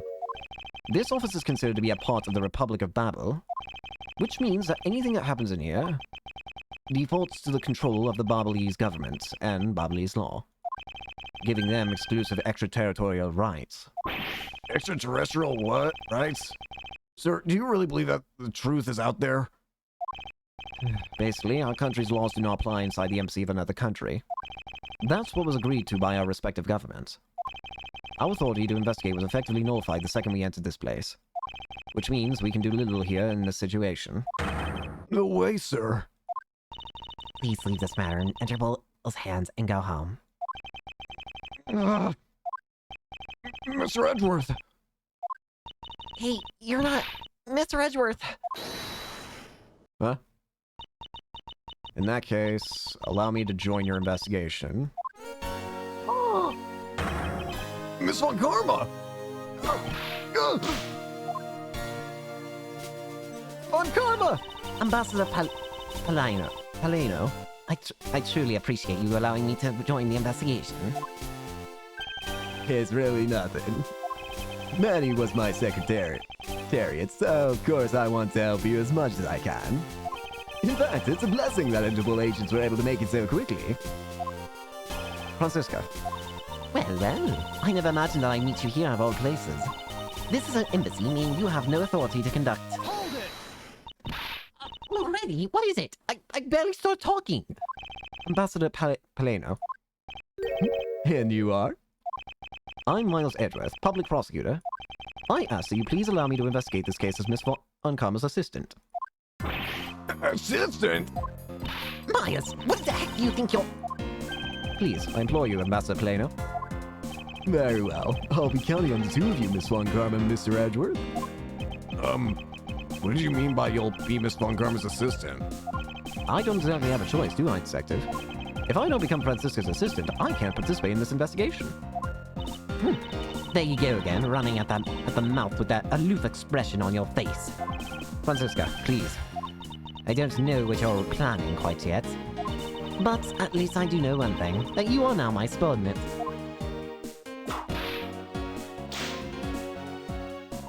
Just remember that my whip is always ready to wake you, should you have any ever brain naps. Of course. I'll keep that in mind. If you are done playing games. Right, let's begin the investigation. So we have to free... Wait, did you say... By the way, Detective, I suppose it's a bit late to be asking, but why are you here? Well, better late than never, I guess, sir. I was placed on guard duty from Zimbabwe's embassy today. And why are our police guarding an embassy? I don't know. Well, on account of the card they got from the Agarasu. They called us up and asked for our help, sir. Okay, so I want to go ahead and mention this. Okay, first of all, Gumshoe's sprite looks a little weird right now with the way he's shaking his head, and it's like screwing up a line of... Anyways, that's besides the point. What I was trying to say is, there is one thing I know about this game, which is that people don't really like the fifth case, but I'm going to go into it with an open mind. Again, I'm sometimes easier to please than others regarding game stuff, so maybe I won't find it as bad as other people do, or maybe I will. But I'm going to keep an open mind going into this case. Oh, and because we've been searching for the Agarasu these past 7 years. It was more or less mutual beneficial agreement, if you ask me. Except for how mutually unbeneficial this has all turned out to be, I suppose. Looks like you failed to competently perform your guard duty yet again. Looking forward to your next salary negotiation, although it's out of my hands. But sir, if it gets cut anymore, I won't be able to buy even packet noodles anymore. I hope you like eating dust, then. Hi. The murder. While you were on guard duty, did you notice anything unusual? Well, I was on watch inside the embassy. But unfortunately, I didn't run into the Agarasu, sir. But I did talk to an officer who was on duty near the border between the two embassies, who told me that not a single person crossed the boundary during the incident. I see. The investigations into the fire and the Agarasu are mess thanks to both events. I'm so confused, sir. Should I be putting the fire out or investigating? What do you think, sir? Gumshoe, are you a firefighter? No. Then do your job. Aren't you old enough to solve your own problems yet, Detective? No, sir. What do you mean, no, sir? You're an adult! No, sir. Don't just respond. No, sir. I'd like an update on how the investigation is going. Oh, yeah. Well, it's going, sir. In other words, no one has any idea of what happened here, correct? To put it simply, yeah, you got it right, sir. But we do know that something happened in this room, sir. Gumshoe, the room is burned. It doesn't take a genius to look at that. Any moron with a pair of eyes can see what happened, Detective. Well, anyway, let's investigate every single nook and cranny in this room, sir. We have to get serious or Kay will end up getting arrested as the killer. Yes, I'm already well aware of that. Oh. In order to find out what really happened here in this room, we will need to gather whatever information we can. It's time to take a good look. I knew this was going to happen the second she started running off. Hey, it's your prosecutor's badge. This thing's really important, right? So what would happen if you lost it, sir? Why are you asking me such an ominous question? Well, because I've lost my police badge before, sir. I just wanted to tell you to be careful, sir. Because writing the explanation section of those requisition forms is really annoying. I believe someone needs to listen to his own advice a bit more often. What do you notice about this piece of evidence, Detective? Well, I don't know. I don't really sense anything special about it, but the embassy's a different story. I see. I'm not really sensing anything special from you either, sir. Well, I'm sending a special look at your monthly salary, Detective. Please, my money.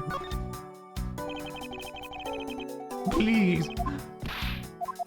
Don't you please me. Do your job.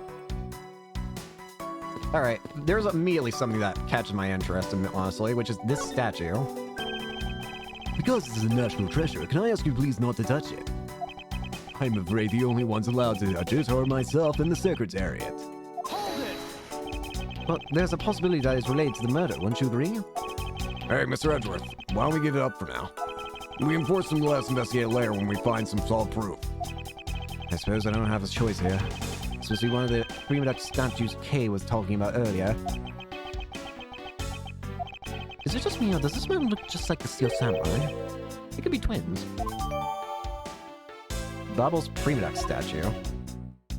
Alright. It looks like this was once a grandfather clock, but has fallen victim to the fires. Hey, Mr. Edgeworth, is it okay for me to talk about the clocks in my house, sir? If they're unrelated to the case, I hope that you will refrain from sharing, but... Well, there's this one clock that I made by myself, but that's quite enough, Detective. What's this shelf here? These shelves are lined with American souvenirs and memorabilia. It's really strange, isn't it? I mean, I thought this was a Babalese embassy. So, why are there so many American souvenirs, sir? Perhaps the Babalese are studying American culture and our tourism industry. If they have plans to make the Babalese tourism industry truly flourish, then they would need to observe and study out the country's methods, I suppose. Speaking of tourism, I got these from the blonde guy earlier, sir. He said if I bring these with me to Babel, I can trade them in for a few buffets. Oh, so how do you expect to travel to Babel? Well, the whole world is connected by the ocean, sir. I can swim. I may not have cash, but I have power. I will cross the oceans. Detective, you're going to drown. I can breathe on it. Detective, you're going to drown. For all you can eat buffet, I'd swim all the way to Babel if I have to. Can a few simple coupons really motivate people to do such fantastic things? This jack's for Mr. Edgeworth, there's still something on the display rack, sir. Knives, huh? One's missing. Although the blades are all that remain of them, unfortunately. I guess the handles all got burned off by the fire. So even the knives fell victim to the fire. Master Palena, are these knives yours? Why, yes, they are. They are special sets of ornamental knives featuring the national symbol of Babel. These butterfly-themed knives, along with alabaster stone set of knives, are comprised of 3 knives each. But I can't believe the Babalese ones have been reduced to this state. Ornamental knives, huh? There's a small release on the tang of this blade. Ambassador Plano, what is this notch here for? Oh, that. It's a feature of these knives, and you can freely exchange the handles on them. So that we can change how they look to fit the situation, of course. I see. So these knives were constructed so that the handles could be easily removed. That sounds important. Hey, it's an art butterfly. I believe it is the symbol of the Republic of Babel. Oh. So, a national symbol that adorns the national flag. Alabaster flower is its counterpart. A drawing this big on the wall of an embassy. It definitely conveys a sense of overwhelming patriotism. Well, I got a lot of patriotism too, sir. The reason I became a cop in the first place was because I wanted to protect our country. You may want to do, Detective. However, I have yet to see the fruits of your desire. You don't have to be so blunt about it, sir. There's a safe here. A small person in the safe. This was Mr. Kojin's office. Perhaps he stored his most important documents in here. Is it Kojin the victim here?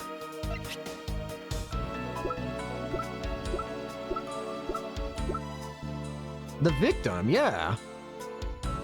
Manny Kojin. Oh, of course it's locked. It appears we won't be able to open it without the key. The Secretariat's office safe. It can't be opened without the key. There's a fireplace.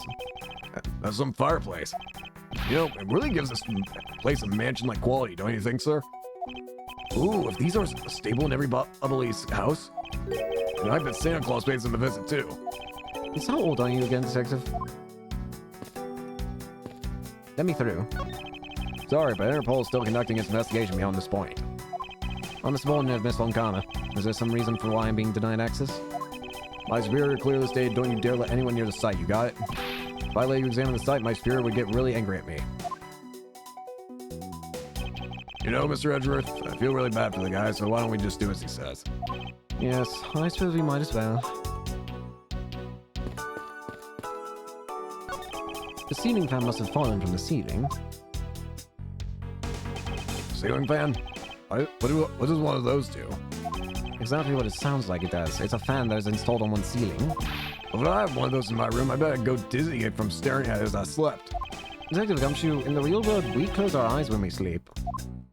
You can close your eyes. Elena. I can't believe that man even fell among the thieves today. Night. Without him, I have no idea what my schedule is for tonight. Ambassador Plano, I believe your schedule tonight will consist of listening to reports from the police. That and only that. I ask you to cooperate, not only for your own sake, but for Mr. Cochin's as well. You're a rather strong man, aren't you? How fascinating! Here, I noticed much, but I'd like you to have these. I'm sorry, but it would be against my principles to accept a bride. Oh, no. These are simply coupons we distribute to promote Baba. Remember, we offer a large number of discounts and offers when you visit lovely Babel. Now remember, the Republic of Babel is known for its feverish tourism industry. Look at this badge. Oh, is that a prosecutor's badge? That's a very cool design. I know. We should start selling items like these as souvenirs in Babel. The tourists will absolutely go nuts over them. Please don't compare a proud symbol of my profession to a cheap souvenir. Embassy guide. Oh, isn't that about our great embassy? How do you like our pamphlets? I feel indifferent about them, to be honest. I'm just using them as evidence. Oh, that's too bad. In that case, I guess I'll just have to try harder to make more charming ones. I just had a flash of inspiration! We should make all of our pamphlets into coupon books! His expectations of what a coupon can do is just a tad hyperinflated. What about this? Ambassador Plano, I was wondering if you might have some thoughts on this. I think that you would know more about... Okay, sure. So let me make it up to you for not knowing about anything about that with these coupons. Thank you, however, I feel I must decline. This statue resembles that hero, the Steel Samurai, don't you think? I was thinking, what would you say to changing its name to the Steel Samurai statue? It just might attract a few more tourists to our country if I did, right? I'm not sure what to think. I thought that thing was a national treasure. No, it's just for me to get more people to the country. I need... Please visit. Please. I was wondering if you might tell me a bit about the deceased Manny Kochin. He was my secretary and the embassy secretariat, charged with running the whole place. He was an admirable man. His death is a great loss to our country. He was in charge of everything. Accounting, printing, taking care of our national treasures. I'm sorry, but did you say printing? Our country's primary source of revenue is our tourism industry. So in order for us to print the necessary pamphlets, flyers, coupons, etc., we have a printing press here at our embassy. I see. Please, excuse my forwardness, however, I feel as though I should mention that I have the distinct impression that I've met him before. Oh, yes. Since you are the legal profession, I suppose you just might have. After all, Manny was involved in the KG8 incident. The KG8 incident? The defendant who found the innocent in that case was, Manny.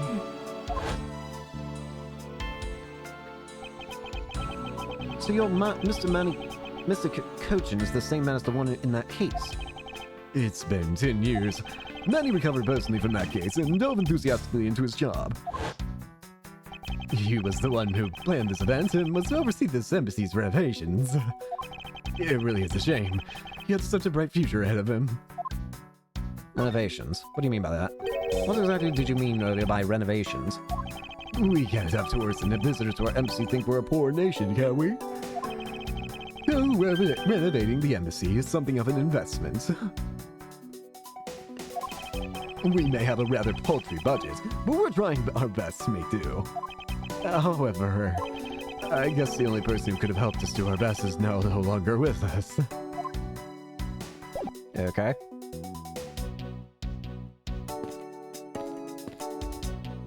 Hello? Mine's Edgeworth. What is it? Let me tell you something. You are currently my subordinate. And if you wish to convince everyone else of that, you will speak to me with respect. What's with the giddy glint in her eyes? I don't think that will really be necessary, Francisca. Oh, really? No, it doesn't matter. It doesn't change the fact that you are still under me. I thought that Francisca was flying around the world in pursuit of the smuggling case. Then why is she here at this embassy? Why is she here when she is supposed to be overseas in pursuit of the smuggling ring? Murder! I was investigating at the Alabastian embassy when I got wind of this mess.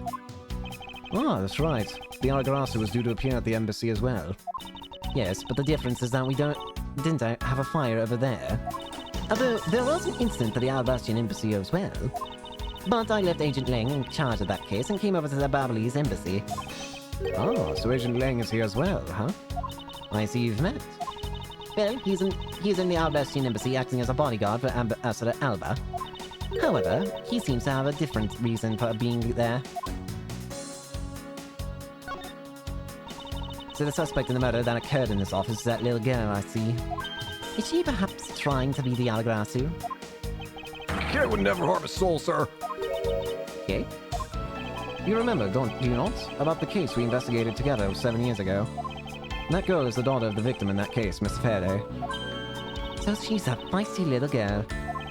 She has been on the trail of the Algarasu, which is how she ended up here, looking for the one who took her father's life. I see.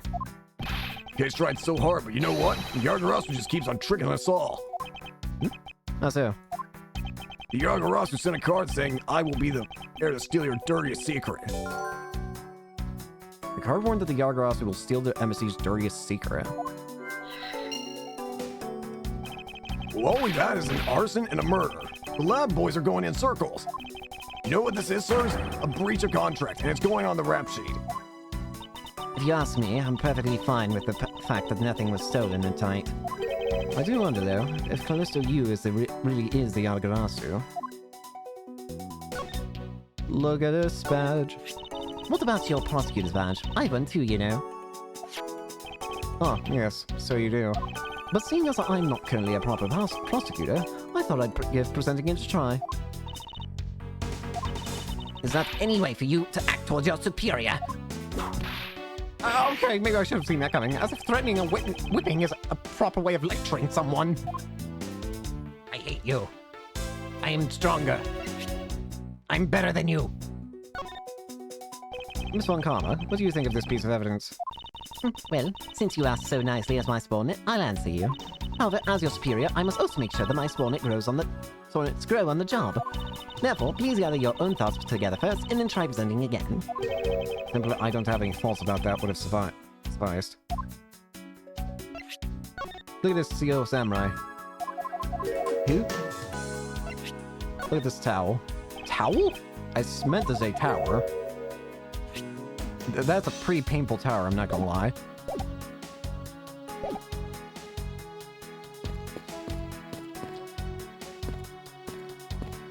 Alright. Okay, are you alright? Believe me, don't you, Mr. Edgeworth? You don't think I did it, right? Yes, of course I don't. And I promise to prove it wasn't you. That's enough chit-chat. You can investigate all you like, but it's only a matter of time before we take her in. It would be wise of you to give up while you can. No, I don't think so. Kay isn't lying, and my investigation will prove that to be. Go ahead and try then, if you're that confident. I can't allow this to continue on this way. I must prove her innocence post-haste. Of course Kay didn't kill. So our victim was the secretariat of this embassy, I take it? Manny Kochin. I heard that he was an admirable person. Very admirable. The cause of death is a stab to the base of his neck. He was lax in watching his back. We were fortunate that our fire missed our victim's body for the most part. If the fire had burned a little bit longer, it would have made identifying him a hassle. So Mr. Koshin was stabbed to death in the middle of the raging fire. What in the world happened inside this room? Yeah. Want.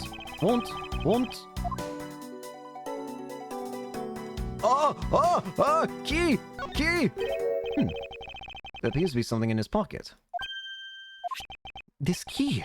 It can't be. Key!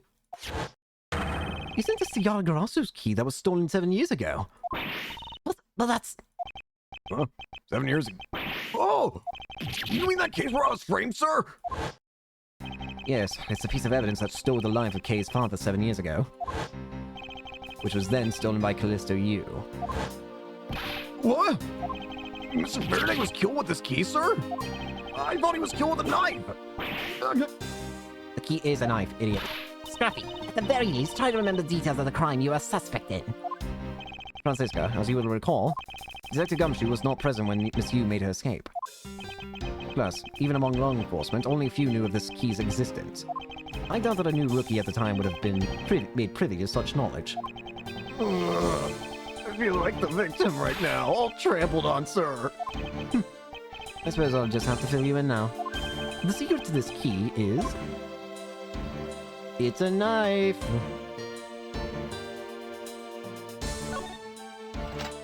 Bingo!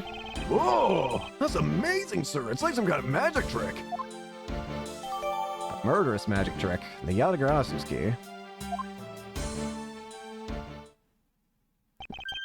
I knew it. Flower! Flower! Flower, flower, flower. This is the same as that piece of evidence that Miss Yu took with her. I remember this beautiful pattern in the blade. I remember this as well. It's a vine motif, isn't it? Yes, it looks like two interwoven vines crisscrossing down the blade. Fine, sir. I think it looks like a bunch of stars, if you ask me. It's one of those six-eyed stars, just like the police mark on our IDs. I really don't think you can call these stars, Detective. To say that the detective's art sense is undeveloped, it would be an understatement. The real question is, why was the Babyliss Embassy Secretariat holding this? While we don't know how Mr. Kojin came to possess this key, we do know that this was stolen by the Yaragrasu from the Kadofian Embassy. That's right. Miss Faraday had written that fact down in his organizer. I believe this means that further research is required into the country of Kodopia. Why don't you ask Ambassador Poleno about what he knows? Supposedly, he was a candidate to be the next Kadofian ambassador once long ago. He should be able to answer any specific questions you may have. There's a knife that we're missing. This is the knife, the murder weapon. Some preliminary tests have been concluded. According to the results, the blood on that matches the victim's blood. The blade's shape was also found to be consistent with the stab wound. I suppose this means that we now know that the crime was committed with this knife. This knife got some really fancy ornamentation going on, huh, sir? This thing's practically screams artsy to me, too. Although, it's also covered in blood, just like the last thing that I said I was artsy. But the handle is pristine. There's not a single drop of blood on it. Speaking of the handle, I believe it has a butterfly motif. It is very beautiful. Yeah. We are already getting very deep into this, it feels like. It's a knife wound. It's obvious what he was killed with, but I wonder if it's consistent with the wound. Indeed. Manny Kochin. I've seen him before. He was a suspect in the KG8 incident. And I saw him talking with the elder sister of the victim of that case, Miss Callisto Yu. I wonder if there's a connection between his murder and the KG8 incident.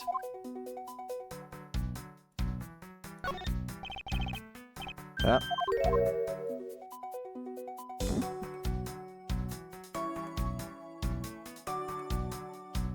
Don't think there's anything else I can do there.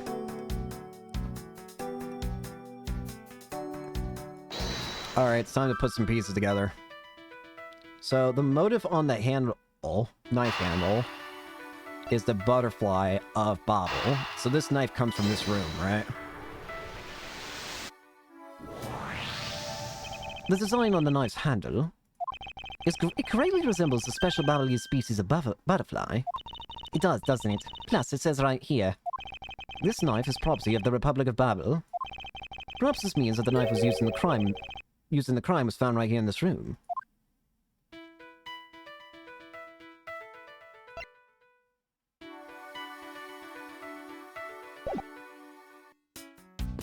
I assume it wants me to take a look at this again.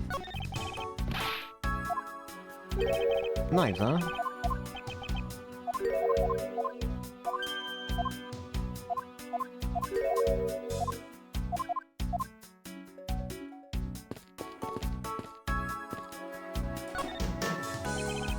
Alright.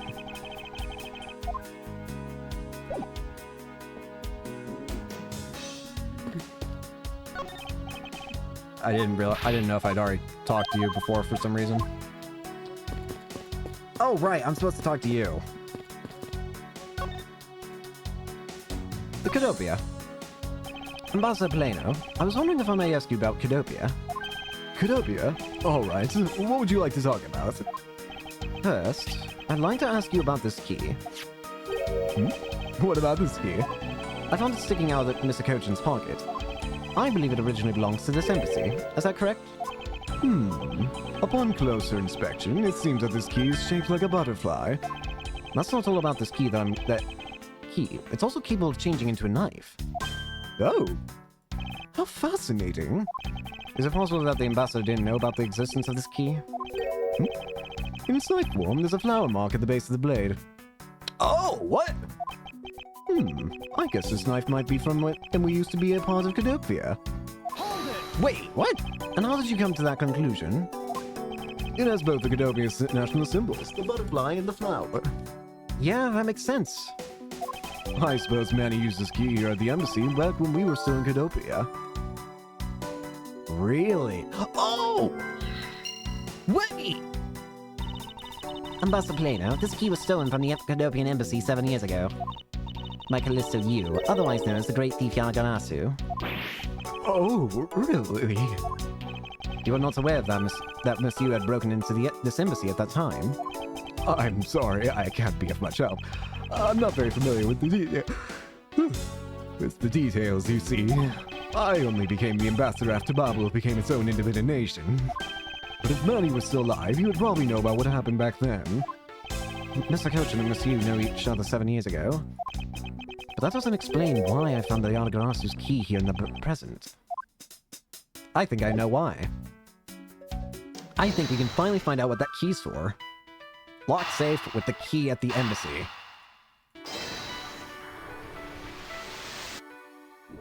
Bingo. We know for a fact that the Yanagarasu's key was used at this embassy. Furthermore, we found it in the victim, Mr. Kochin's pocket. Which leads me to think that perhaps it's the key to the personal safe in his office. Good thinking, sir. Let's go try it out.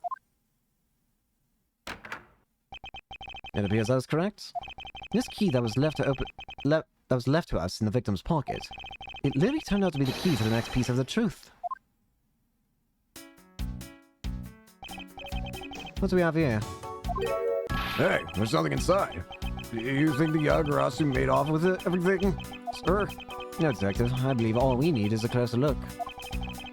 I won't rest. Yeah, there's something very apparent here. What is this? What's this here? It looks like the ripped corner of a piece of paper, sir. No, I don't think it's ripped. It seems more like to me like it's stuck in the safe. Hey, right. Won't budge an inch, not even when that tug on it. But I don't think I've ever seen paper stuck on the inside of a safe before. Hold it! Detective, I think you have it backwards. It's not the paper that's strange. It's the safe. What do you mean? What I mean is that the secret to the safe is that...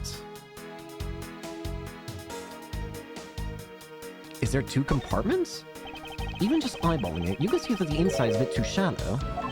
Furthermore, with the unnatural way the paper is stuck at the back of the safe, I'd say that there's an extra bit of space behind the back wall of the safe. In other words, this safe has a second compartment. What? I suppose that you are correct as in asserting that the paper is stuck in an unnatural manner. However, if what you say is correct, and there is a second compartment, how do we go about opening the doors to it then? As you can see, there is no other lock or keyhole in its sight. Actually, there is one more other spot of interest to me on the safe. Oh? Yes, and I believe that spot is the keyhole to our mystery second lock. Safe and it's locked. Alright then, since you are so sure of yourself, show me how you deduce your answer. I think it's this.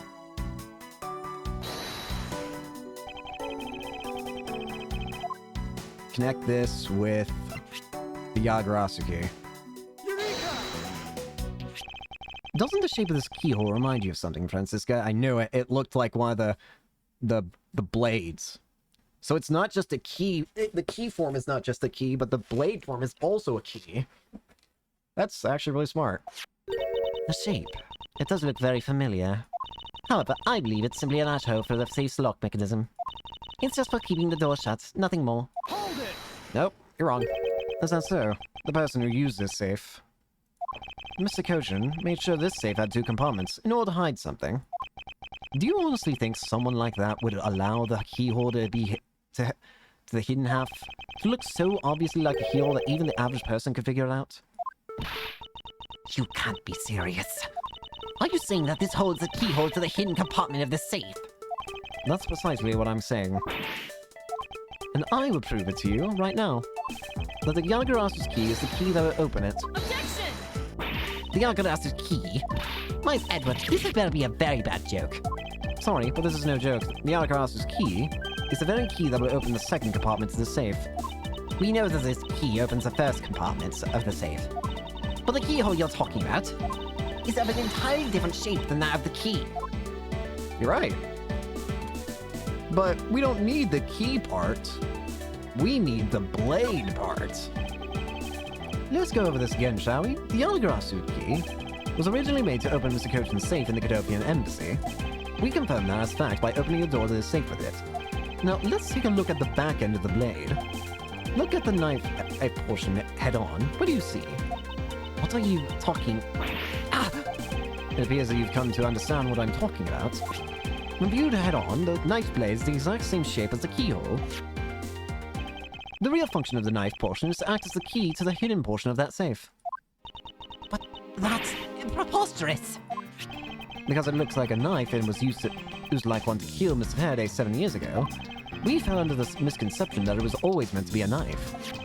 But for both the safe and its key to conceal such clever tricks, whatever's hidden inside the secret section must be of incredible importance.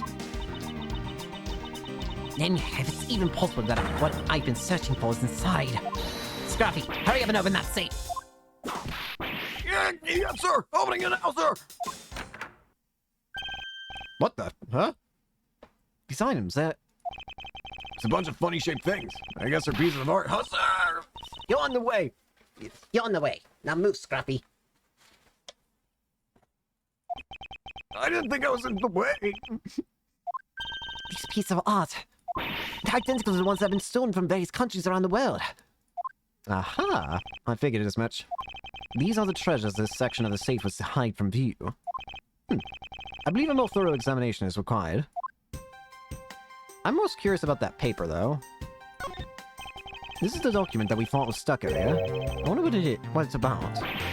Beats me, sir. Why don't we take a closer look at it before we give up, Detective?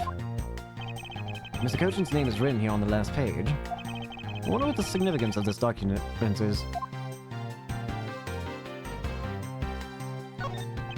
These are pieces of stolen art from around the world. Wonder how much they're worth, especially this one. Ah! Scruffy, don't touch those valuable pieces of art with your filthy hands. Why, do you have any idea what would happen to you if one of them were a break? Is it just me, or did she hit one of the pieces of art just now?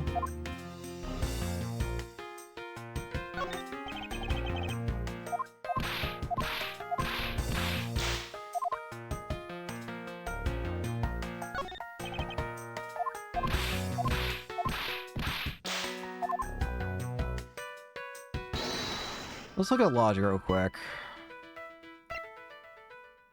Is this what I need to combine?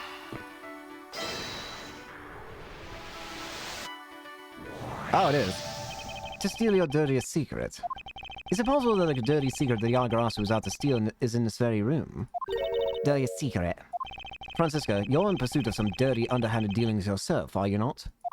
Something tells me that this is no coincidence. In that case, then, the person I'm looking for is here in the Babalese embassy, huh? The head of the smuggling operation. I think I just might need to ask Francisca about her smuggling case in more depth.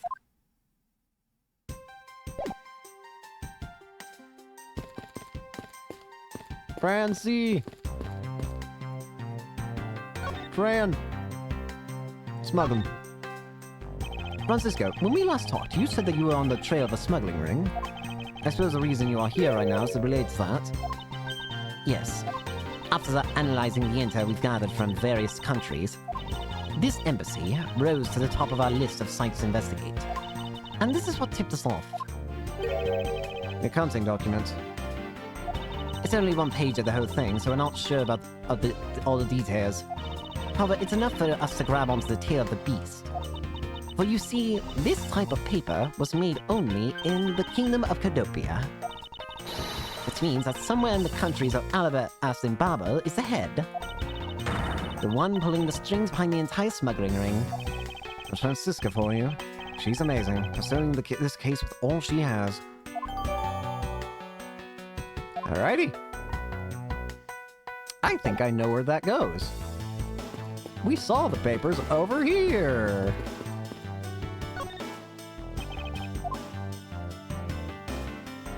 Deduce. Bingo. Take a good look at these documents, Francisca. It says that there are 3 pages in total, and yet there are only 2 here. Correct. Now take a look at the smuggling activity document in your possession. Tell me, is it not possible that your page was taken from this set of 3? Well, it certainly looks that way. By putting our multi-part puzzle together, we seem to have arrived at an answer. And it seems that you have now found what you were looking for. Yes, and with this, it has become crystal clear that Mr. Cochin himself was responsible for the smuggling of Babalese ink. Babalese ink? Babalese ink is a special product of the Republic of Babel. However, due to a special reason, only a limited volume is ever exported. Hold it! Wait, really? And what reason? And that reason is? That's classified. It's on a need-to-know basis, and you don't need to know. In any case, it seems that the head of the smuggling ring was our victim, Mr. Manny Cochin. His base was in an embassy, thus it was hard for both our country and his to interfere, making it the ideal conditions under which to run a smuggling operation. It's so frustrating. I lost the person I was to bring judgment upon with my whip of justice. Well, even if he is dead, we still have a responsibility to look into his misdeeds. You expect me to whip a dead man? Well, I'm not interested. Francisca?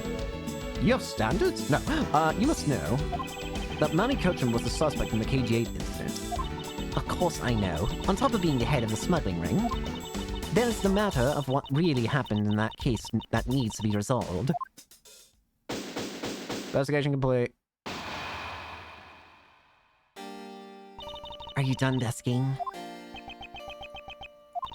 You realize now, don't you, that this girl's the only one who it could be. Now come along quietly, Yagarasu. Kay Faraday. You are under arrest for the murder of Manny Cochin. Mr. Edgeworth! Please, you have to believe me. I didn't do it. I chased the fake Yatagarasu in here. And he was already... You have the right to remain silent. Anything you say can and will be used against you. Hold it! No. I'd like to help you reduce the number of mistaken arrests Interpol makes. What is that supposed to mean? I believe I told you that Kay Faraday is not the culprit of this crime. Very well.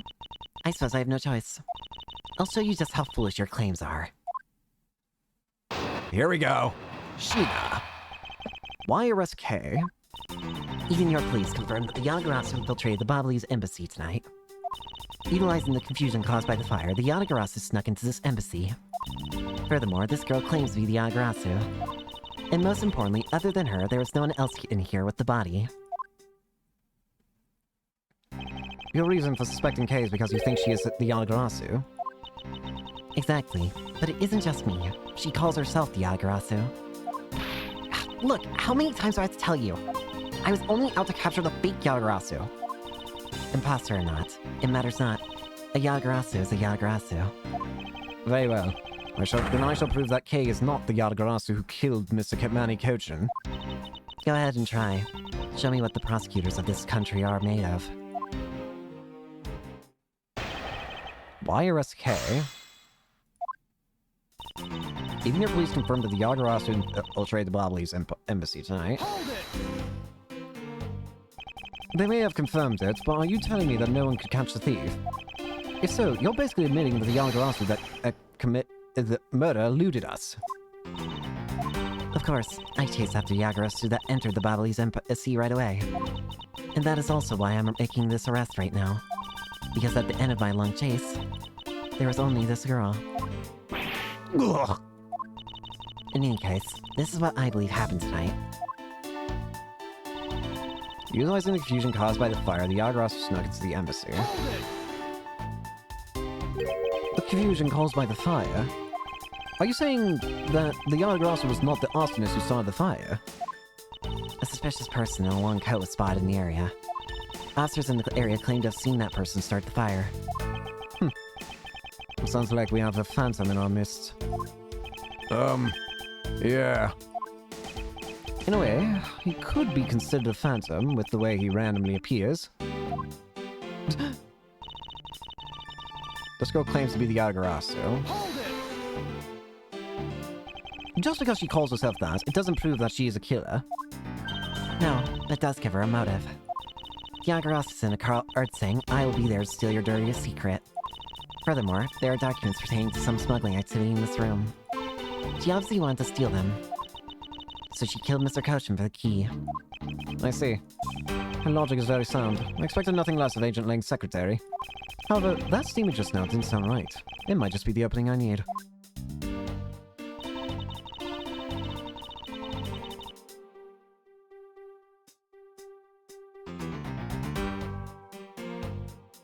Oh, wait.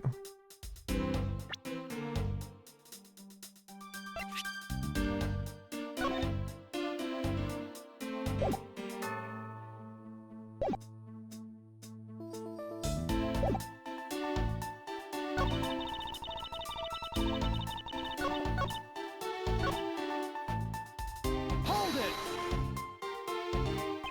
So you're claiming that Kay knew that a foreign country's embassy had such documents? As seen in the calling card, Yatagarasu was out to steal a dirty secret. Which means that the goal tonight was to steal those smuggling activity documents. You have it all wrong! It was the fake that sent that card! Your words are meaningless. If you are truly innocent, then let's see some proof. Hey, Mr. Edgeworth, I leave it to you to handle this. Yes, I'd rather you did. The Yatagarasu's go, huh? You claim that she's innocent, but you can't change the facts I've already outlined. She wanted to steal documents regarding smuggling, so... Oh, wait, but that's right. There's something very wrong here.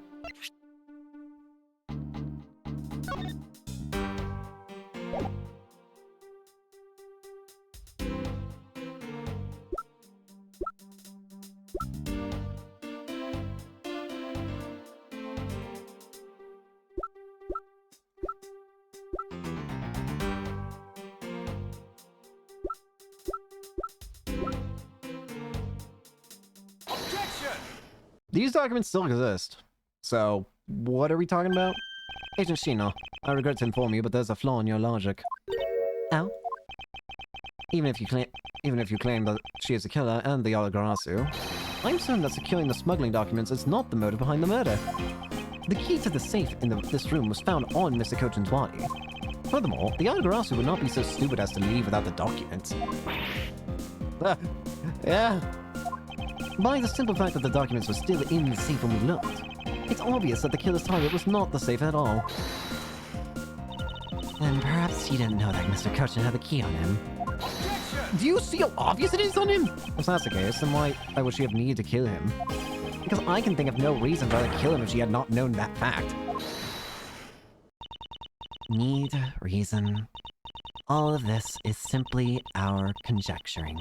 After the fact, it's entirely possible that she accidentally killed him when she was sneaking in. Huh? Perhaps she didn't notice the safe second compartment before returning the key.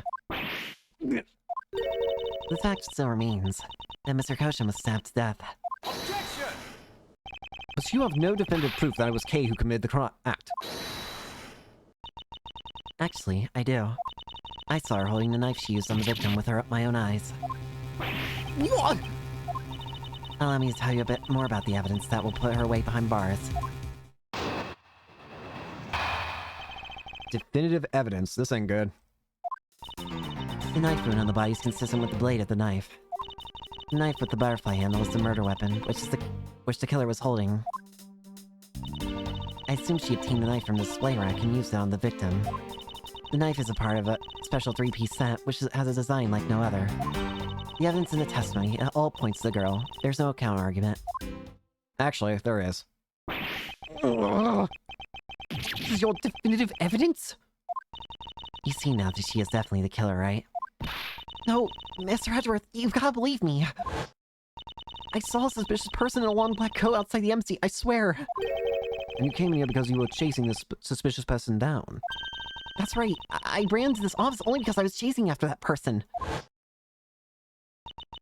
When I entered the room, it was pitch black. I couldn't see a thing. I felt something on the ground next to my foot, so I turned on the lights, but then... Yeah. Who's there? This is... I came to this room upon hearing the girl scream. And when I saw her holding the knife, I immediately restrained her. So the object Kate felt by her feet on the floor was the knife, murder weapon. I had the knife analyzed right away, but we failed to find anyone's prints on it. The suspicious person in the black coat came into this room before me. I continue to insist there is such a person, but if there was, where'd they go? But I don't know, but I know they came in here. That sounds like the desperate excuses of a suspected killer, not a trustworthy testimony. You understand, don't you? We can't trust this girl's words, Mr. Edgeworth. There's a point. Even if Kay's words are the truth, we must show that they are with some sort of evidence. Mr. Edgeworth, I really didn't... Hey. Don't worry. If you didn't do it, then there must exist a way for me to prove that. Still not giving up, I see. In that case, try to counter my argument if you can. Don't worry. I can and I will. I can't give up on my friend. There's gotta be an explanation for how this mystery person got out of here. Hold it! Does this mean that you already have the results back? We have confirmed that the shape of the Babbly's knife blade matches the wound. Please don't confuse the efficiency of Interpol's forensics team with your own. Objection! I won't if you don't underestimate our police force. And so we're clear, I'd hardly say your logic is sound, which you will see in a bit. If you can prove me wrong, please, by all means, go ahead. That has been my intention all along. Now, let's return to your testimony. The knife with the butterfly handle is the murder weapon, which the killer was holding. Hold it! You mean to say that you saw Kay holding the murder weapon with your own eyes? I was also on the search for the Yagarasu. When I heard that girl's screams coming from this room, I rushed over straight away. When I arrived, I saw that the girl was standing there motionless with the knife in her hands. I already told you, I only came here because I was also after Yagarasu! The suspicious person I saw came into this room! When I entered, it was pitch black. I felt something by my foot on the floor, so I turned on the lights and then... We found out that it was the murder weapon at your feet. How many times do I have to tell you? We can't trust the words of a suspect.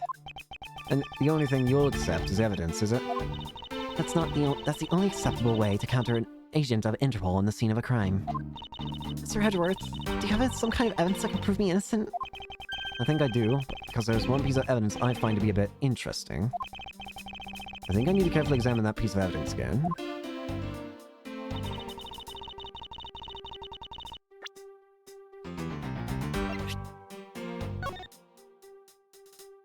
I see. There is something I want to check here. That blade. There's a lot of skilled detailing on this handle. It appears that the handle on this knife is removable. I guess so people can change them whenever they feel like. It sounds fun, sir. I don't think people will remove the handle just for fun, Detective.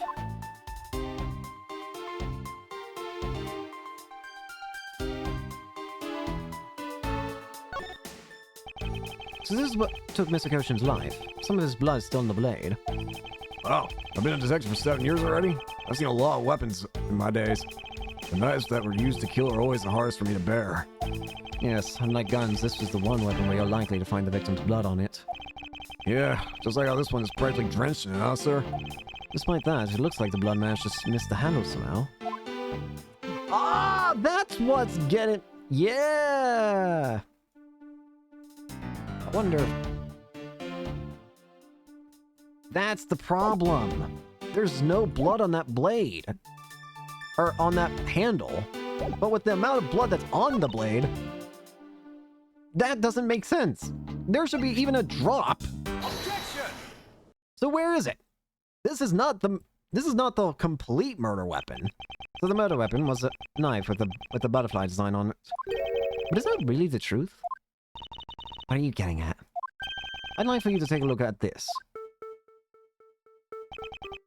There's blood on the blade, and yet there's not a speck blood on the handle. This signifies that at the time of the crime, a different handle was attached to this blade. The knife that Kay was holding had its handle switched and was, in fact, not the real murder weapon. The real murder weapon? The knife can be taken apart. Shall we give it a go? Let's see what happens when we take apart this blade. Ah! As you can see, the Marvelese knife has now been disassembled into 2 parts. The killer must have pulled the murder weapon out of the victim's body and proceeded to swap the knife's original handle with this butterfly one. This was all to create the illusion that Mr. Kochin was killed with the butterfly-themed knife. Uh-oh! Ooh, whiplash. This should clear up any and all suspicions surrounding Kay. I get the feeling it's not, though. Your argument isn't airtight yet. How so? It's possible that the girl herself is the one who switched the handles. Hold it! Don't be ridiculous. For what purpose would she do such a thing? I don't care to know how a criminal thinks. The way they view the world is beyond the comprehension of a normal person like myself. Therefore, I wouldn't put anything past them, no matter how odd it may seem. Objection! You're not normal. I'm just gonna be honest with you. You have an unnormal design. I'm not normal. Kay's not normal. Any of us are not normal because we have unique designs. The truth is right there in front of you, and this knife will show you the way. You will come to see that Kay is not and could not have been Mr. Kochin's killer. I think I see why. There's something I really want to take a look at on that handle, which is this. What's this mark on here? It's the mark of a flower. I assume you know what this means. No, not really. Butterflies rest on flowers all the time to drink their sweet nectar. And so they do. However, would this butterfly really drink the nectar of this flower? The answer is clear. Clearly not a chance. Now, to prove the relationship between the butterfly and the flower with this flower.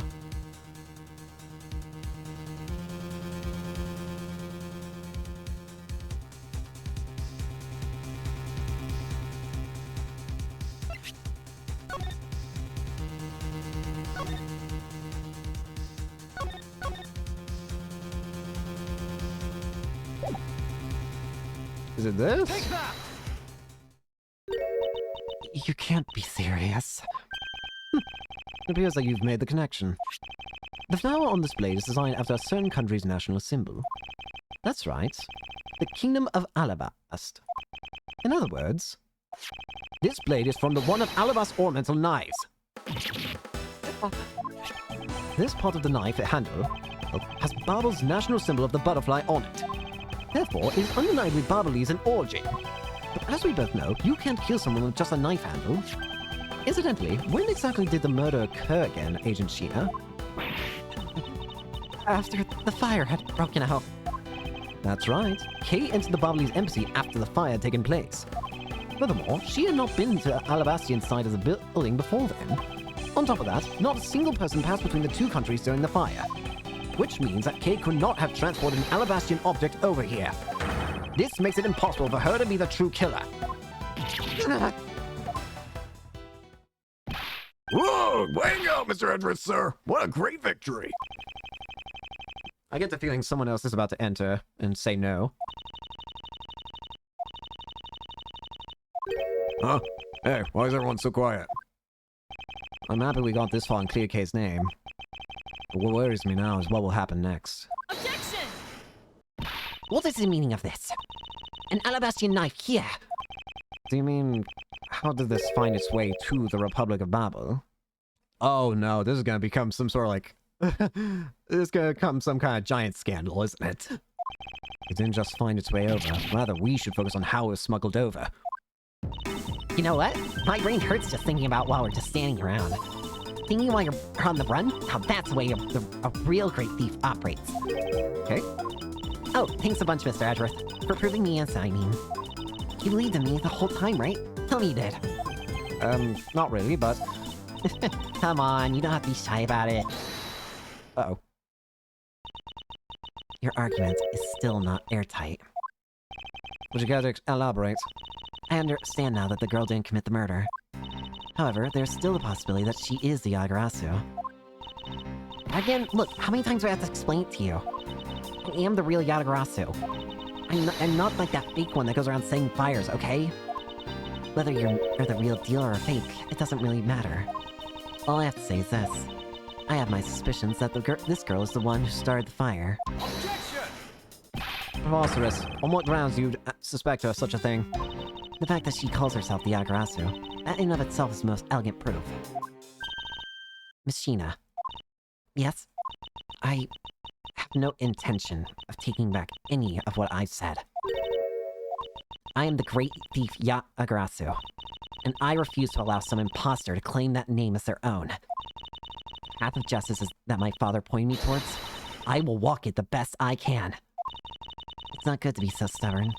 I hope you can understand that. Thanks a lot for the concern, Miss Sheena. Let me share something with you, too. As a token of my appreciation. Those sunglasses totally do nothing for you, so I'll steal them from you next time, okay? Well, I guess we better get going. Going? Where? The Kingdom of Alabast. If we don't go, we won't know for sure, right? I suppose not. You don't get anywhere simply by standing here thinking. To see where the Alabastian knife came from, we'll have to pay the Alabastian embassy a visit. Let's go, Myers Edgeworth. As you are my subordinate, I will not tolerate you bringing the investigation to a halt. Understood. What do I do here now? I'm just kind of here now. Help? I don't think I want to beat the game. Now, again, the only things I know about this case is that how infamous it is in terms of, like, people just not liking it. But I think the reason is because it starts to drag on. I don't know how long this case is, so what I'll probably do is I'll go for another 30 minutes, or maybe another hour or so. 30 to an hour, and then I'll probably end stream because I want to try and prevent a situation where it's like, hey, here's another stream for Miles Edgeworth, and it's 30 minutes long. I want to try and avoid that situation if I can. And March 14th, 7:44 p.m., Theatrum Neutralis Lobby. Oh, hey, Lang! Got off! One. Chifu, 99 cost! So all 99 members are most likely here and accounted for, sir. Hey, you. Yeah, you, the second number one from my right. Sir! Yes, sir! Here, birthday present for you. What? Shifu, I didn't know you knew all of our birthdays. What a kind heart you have. Shifu, you are more of a man than we'll ever be, sir. I'm really sorry, but it's not my birthday. Ah, crap. Langzi says a cub who disrespects others soon feels the disciplinary bite of an elder. You're fired. That present isn't for you. It's for your younger brother's wife's younger brother. What? Tell him I said hi and happy birthday, won't you? Yes, sir! Shifu, I can't believe you remember that much about each of us. Thank God they actually accepted that. Shifu, I'm so moved that you can't stop crying. I can't stop crying. I should probably leave them to their alone time. Alright, meeting's over. Everyone, head to your post. Dismissed! Sir! Run away! Lang, how's it going, buddy? Yo, were you guys there the whole time? I got a call from Sheena, and she's already filled me in. Sounds like your eyes are getting in my way again. I have absolutely no intention of interrupting your investigation. I simply request that you grant me permission to investigate the Alabastian embassy. And what if I say no? Well, unfortunately, you can't. Agent Ling, this man is my spawnmate. As I have received permission from the ambassador, he is to be extended the same rights. Sorry, sis, but it's not that simple. Alabasta has the strictest immigration regulations in the world, didn't you know? Even among my elite men, about only half of them were admitted into the country. Besides, any more cooks in the kitchen, we might spoil the soup, if you get what I mean. How dare you make such an assumption? Don't take this the wrong way, but I thought that I was in charge of Alabasta, Miss Von Karma. Look, try to understand, okay? Things over in Alabasta are a bit of a mess right now. What do you mean by a bit of a mess? No one told you. We had an incident in Alabasta as well. This is what we call a decision based on the investigation, Mr. Prosecutor. Look, Wolfie, just let us in already. Huh? Who said that? What? Whoa, whoa. Is there a problem here, Agent Lang? Old man! Is there a problem here, Agent Lang? Hello. Not really. Just having a discussion about whether or not to let these guys in. Ambassador Alba, I ask that you please allow these people to join the investigation. Oh, so this is Ambassador Alba. Having a debate because of my country. I'm terribly sorry for placing you good people in that kind of situation. It is all because I lack the strength to govern well. Please, it is nothing of the sort, Ambassador. You weakling, Kirkus! Curse your frenzy and inability to effect change in your country! What are you... The thing is, investigations conducted in my country have been under Agent Lane. And it is my judgment that in order to minimize disruption in the investigation, I should leave everything up to Agent Lang. There, you see? Oh, no way. Huh? What the? Uh-oh. You! Ambassador Alba, I ask you please reconsider letting them into Alabasta. What's that? My very own secretary has been murdered in the Bobley's embassy. And he was apparently caught up in some very shady dealings completely unbeknownst to me. So I ask for your cooperation in our investigation. These aren't much, but I hope they can cover your travel expenses to Babal someday. Alright. I get it. Even if you pick Ambassador Alba, I still have to give the final okay anyways. Alright, hear that, Mr. Edgeworth? Bring it. Not so fast, my little crow girl. You're still witnessing the Bob murder. So I'd like you to please stay in the Republic of Babal. Inspector Gumshoe, please take good care of Kay for me. Yes, sir! Sounds good to me. The fewer troublemakers, the better.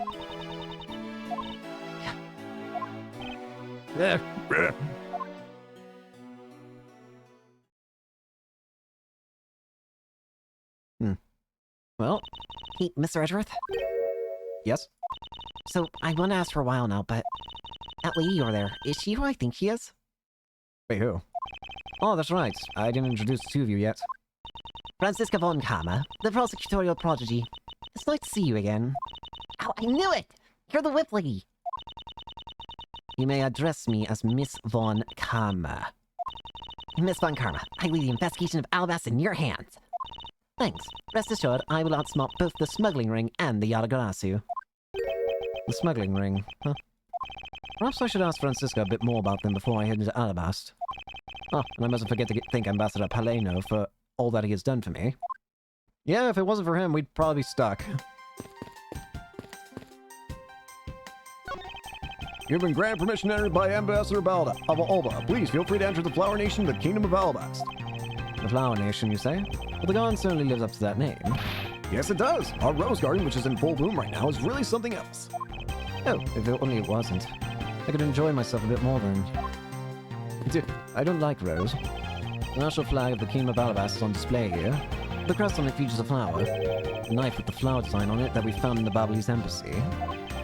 It would appear that it is definitely connected to the Kingdom of Alabast. Well, I'm actually surprised that we've managed to clear up case suspicion so quickly. The national flag of the Republic of Babel is on display here. Hey, the crest on it features a butterfly, Babalese embassy, which sits to the right of the theater, and the Alabastian embassy, which sits to the left. Something has happened in each of the two embassies. I sense that unconventional methods will be required to solve both of these mysteries. May I ask you to please move out of the way? I'm sorry, sir. We are currently clearing out the area beyond the fallen burnt brush. I ask for your patience until we are done. Very well. Oh, and I hope the brush clearing goes smoothly. Thank you, sir. These flowers are a gift from the Global Studios. They seem to be prospering quite a bit thanks to their constant stream of hit shows. Finally, peace and quiet and just a bunch of Steel Samurai shows to watch for myself. There's a flat panel, a VCR, and a row of Steel Samurai videos on this table. There might be a clue among these. I'd better check these titles in the title of these videos. My, the things I put myself through for the sake of the investigation. Thank God Phoenix isn't here. There are stacks of pamphlets about the two embassies here. Oh, Mr. Edgeworth, please take as many as you would like. You'll find that you can cut out the last page and use it as a coupon. I'm afraid I must decline, as I have little interest in them. Wait, I thought Americans loved coupons. That man in the green coat over there on earlier was beyond ecstatic when I gave him some. Oh, Ambassador Paleno, I ask that you please not think of him as a representative of all Americans. For the love of God, please. These flowers are a gift from the Gateway Imperial Hotel. It appears that their business has boomed since they became a Steel Samurai sponsor. I can see the courtyard and the Alabastian embassy through this window. This site is under the same dire straits as the Babalese side. An incident has occurred on both sides of this one building. Why must fate make everything in my life so full of complexities? Hi, Edgeworth. Okay, I'm glad you were not hurt, but please refrain from such recklessness, alright? What if you had run into the Yagarasu? You could have been killed. Sorry to make you worry like that. I'll be more careful from now on. Good go. It's good to conduct some self-reflection every once in a while. It's funny, you know? When I talk with you, Mr. Edgeworth, it's like I'm talking with my father. Is that so? Do I really seem that older? Does this child need to be filed for adoption? Do you need a caretaker? Detective Gumshoe, I'm counting on you to keep the case safe. Yes, sir. You just leave everything to me, sir. Don't worry, I'll take good care of Gummy for you. We'll go investigate the Bible side of things together. Right, Kay? That's right, Gummy. All they're missing is the last stooge. I refuse to be the last stooge. I swear to God. Ambassador Paleno, I am in your debt. No, it's nothing. Because it's all I can do for you, I'm afraid. I only ask that you please bring Manny's killer to justice. I will, Ambassador. On my honor. Ooh, wow, you're so sensational. You've really piqued my curiosity. I know they aren't much, but know that I'm giving them to you wholeheartedly. Stop giving me coupons, damn it! No, that's quite alright. Oh well, how about this then? What? What is that? And what exactly is that? It's fountain pen ink. Known as Babalese ink, it's made exclusively in Babal. So this is Babalese ink. We make it from wit crystal oil, which is mined through our mineral mines. Please accept this ink. One dip of your fountain pen in this, and you can write for hours in your organizer. How fortunate for me. The ink in my pen just happened to have run out. I gladly accept your gracious gift. Babalese ink. Huh. Great! Wonderful! I guarantee to you that writing with our ink was an unforgettable experience. And since we don't export it, if you run out yours, you're always welcome to come and visit our fair nation. Talk about cornering the customer along with the market. Please come over. Please. I'm desperate for attention here. Please. You've made so much progress in your investigation in such a short period of time. It's truly amazing. Agent Hicks, whose help I had requested, was cut down before he completed his task. There's no room for further failure in my perfect investigation. In spite of that, I believe you were able to obtain some insight into the ring, correct? It was nothing. I simply made some deductions based on the smuggled item I was following. You mean the Babalese ink? But why are there restrictions on the export of Babalese ink to begin with? That's classified info. Francisca, as your subordinate, I'm a part of your investigation now. Don't you think it would be beneficial if I was as well informed as you? Point taken. Very well, I'll fill you in. Recently, we discovered some very well-made counterfeit bills circulating in Zingfa. Counterfeit bills? Ah! Is that ink what's required to make them? Yes, as you may have deduced. The counterfeits are being made with Babal's special Babalese ink. And it's virtually impossible to distinguish bills made with Babalese ink from real ones.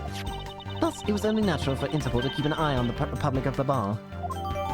Gotcha, so that's why it was so weird.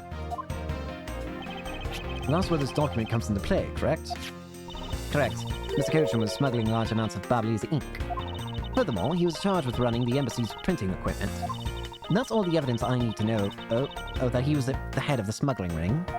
However, there remains one tiny problem. Let me guess. You still have yet to find the counterfeit bills or the smuggled ink. Yes, and while we're listing things, I might as well add the counterfeit plates to the pile. Since we haven't been able to locate any of these items in the Babalese embassy, we're looking into the Alabastian embassy next. It doesn't matter where they're hidden, mark my words, I will find them. Counterfeit bills. Well, shall we get going? Oh dear. What's wrong, Kay? I didn't get permission to enter Albast. So we're going to go gather whatever info we can over in the Babalese site, okay? Alright, I'm counting on you two then. Right, and I'm counting on you, Miss Von Carmen, to sniff out clues in Albast. Oh, and Mr. Edgeworth, if you happen to come across my phony, let me know, okay? You tell me, I'll rush over straight away no matter where you are. I'll let you know when the time comes.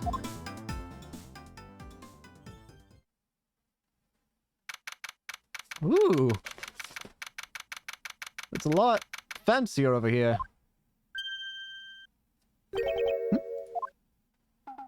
Oh, the Steel Samurai!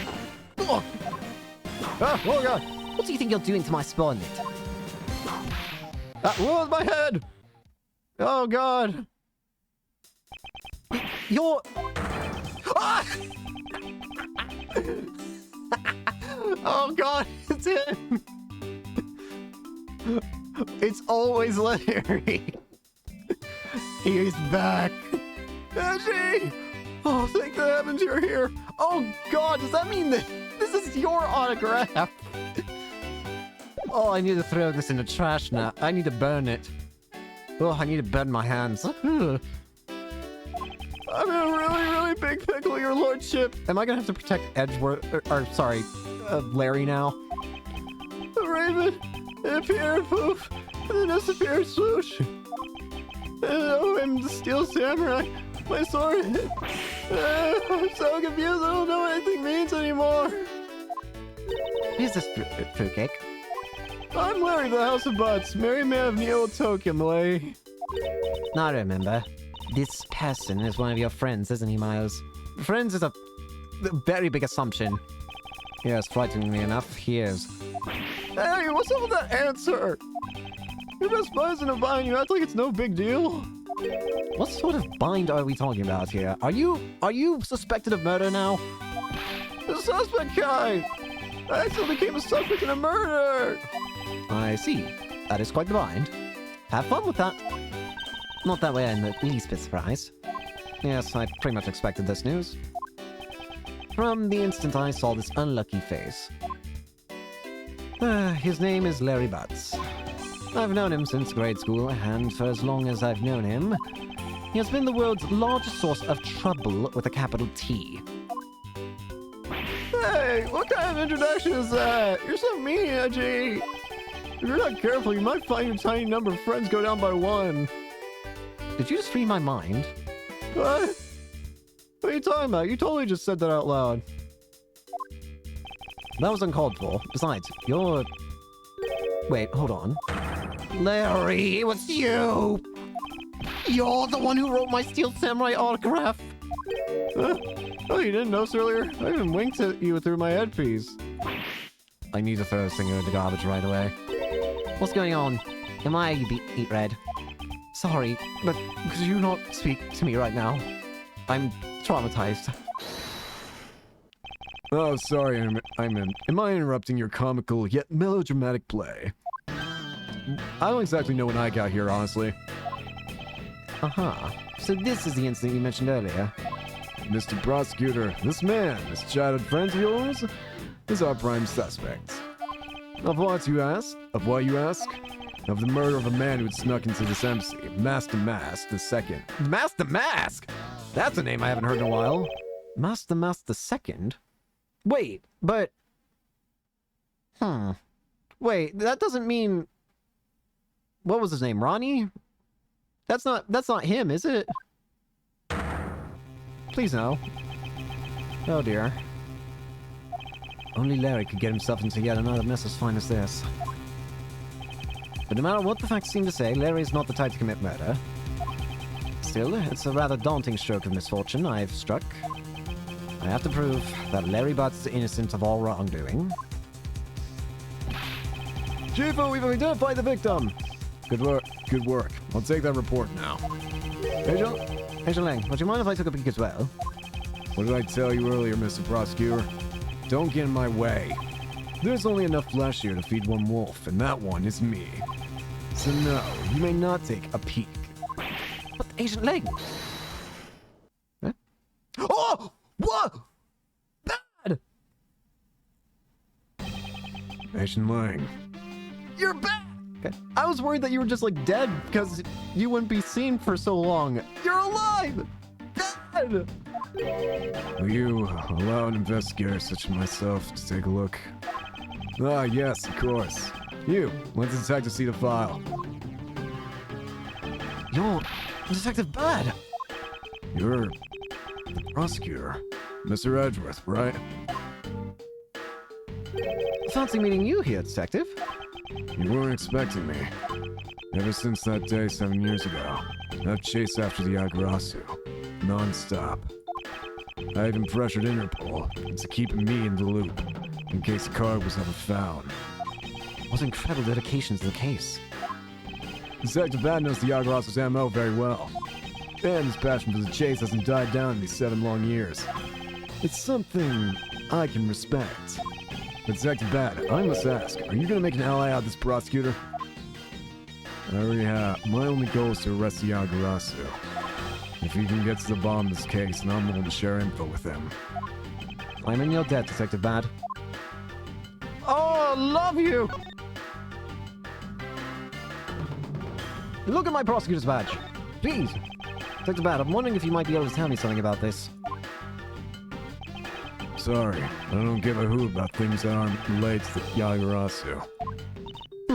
It looks like nothing about you has changed in the 7 years, huh? You're actually right. Dardo von Karma is still just a sapling of a prosecutor, so...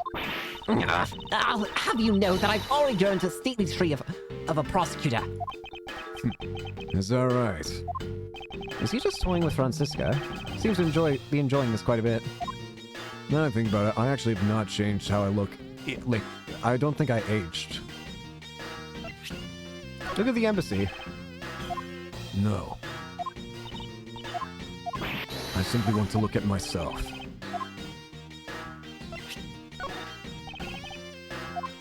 Is that an autograph from that asshole? No.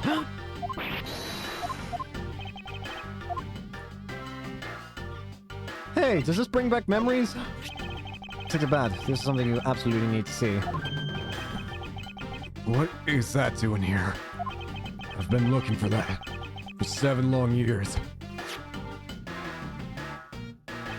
Never in my wildest dreams did I imagine this turn of events. Without a doubt, this means that she is involved. That you, woman. What about the coaching? I wonder if you might take a look at this, Sex Bad. Yeah, I heard. Coach instead. What a waste. He's staring into his mirror with his eyes unfocused and his jaw clenched up tight. What about the smuggling ring itself? I wonder if you might take a look at this, Detective Bad. Yeah, heard. Nope. Alright. About the murder of Damas II, would you be willing to fill me in on a few of the details? When the Outcross showed up, Agent Ling and I took ourselves off guard duty. And put ourselves in charge of directing things at this crime scene. Taking advantage of the chaos, Damas II, he broke into this embassy. Probably to steal some treasure or another. I suppose he lost his life when he was forced to fight with someone else in this room. Why exactly was that man placed under arrest, Detective? That samurai? He was born looking suspicious, but not for the reasons you suspect, I assure you. As you can plainly see, he is completely harmless. Well, it was just a random guess. It's not like he's actually under arrest. Oh, yeah, I was actually going to say, like, if he was under arrest, I feel like something would have been more prominent here. Tonight, here at the Albastian Embassy, Ambassador Alba was to give a commemorative speech. And that's when the Yagarasu showed. But keep in mind, the Yagarasu isn't who I'm talking about right now. What do you mean by that?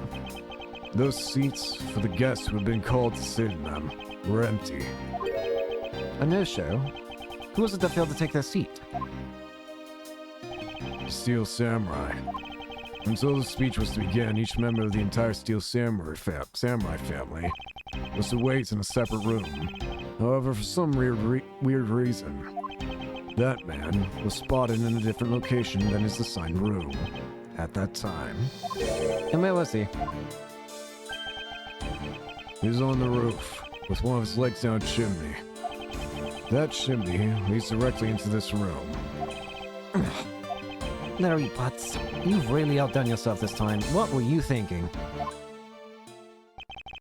In any case, I believe it's high time for me to start my investigation. First of all, I'm going to start this by killing Larry! Get off him! No. This can't be Ron. He said the second, anyways. So this is the victim, Damas II. What is his gaudy outfit? You don't know about Master Mask? A few months ago, this thief caused a lot of havoc on the populace. So this thief is separate from the Alaglasu? I thought they were for a while, because their MO and targets were different. Damas likes high-value trinkets and jewels, and being gaudy is his signature. Gumshoe was in charge of that investigation, so he'd know more about Damas. That's alright. All I'd probably hear are tales of his failure anyway. You haven't changed a bit, I see. In any case, let's get started here, shall we? I won't rest until it rests.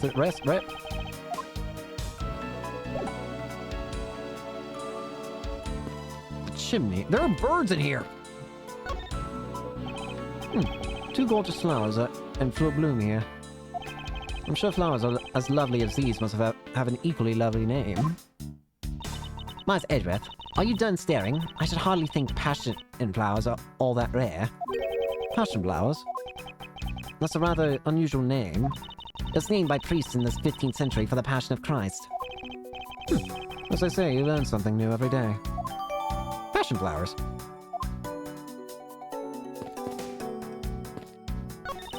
It's a fireplace, and by the looks of it, I don't think it's been used recently. Yes, I can't say that I see anything unusual about it.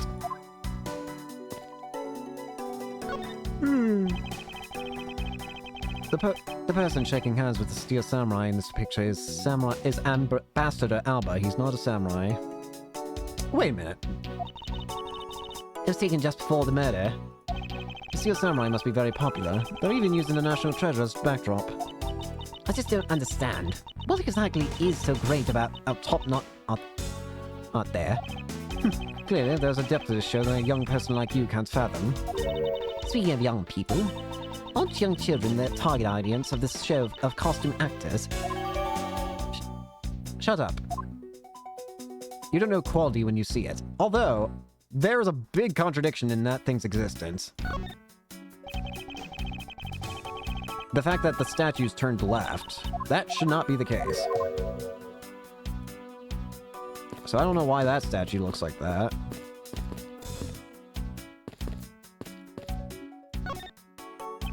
There. It's the exact same statue sitting in that Bubbly's office we examined. It's a prima donna statue. It's the national treasure of the Principality of Cadopia. There's only one of these statues, meaning that one of the two is a replica.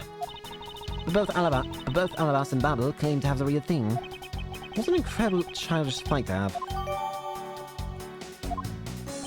I will rest.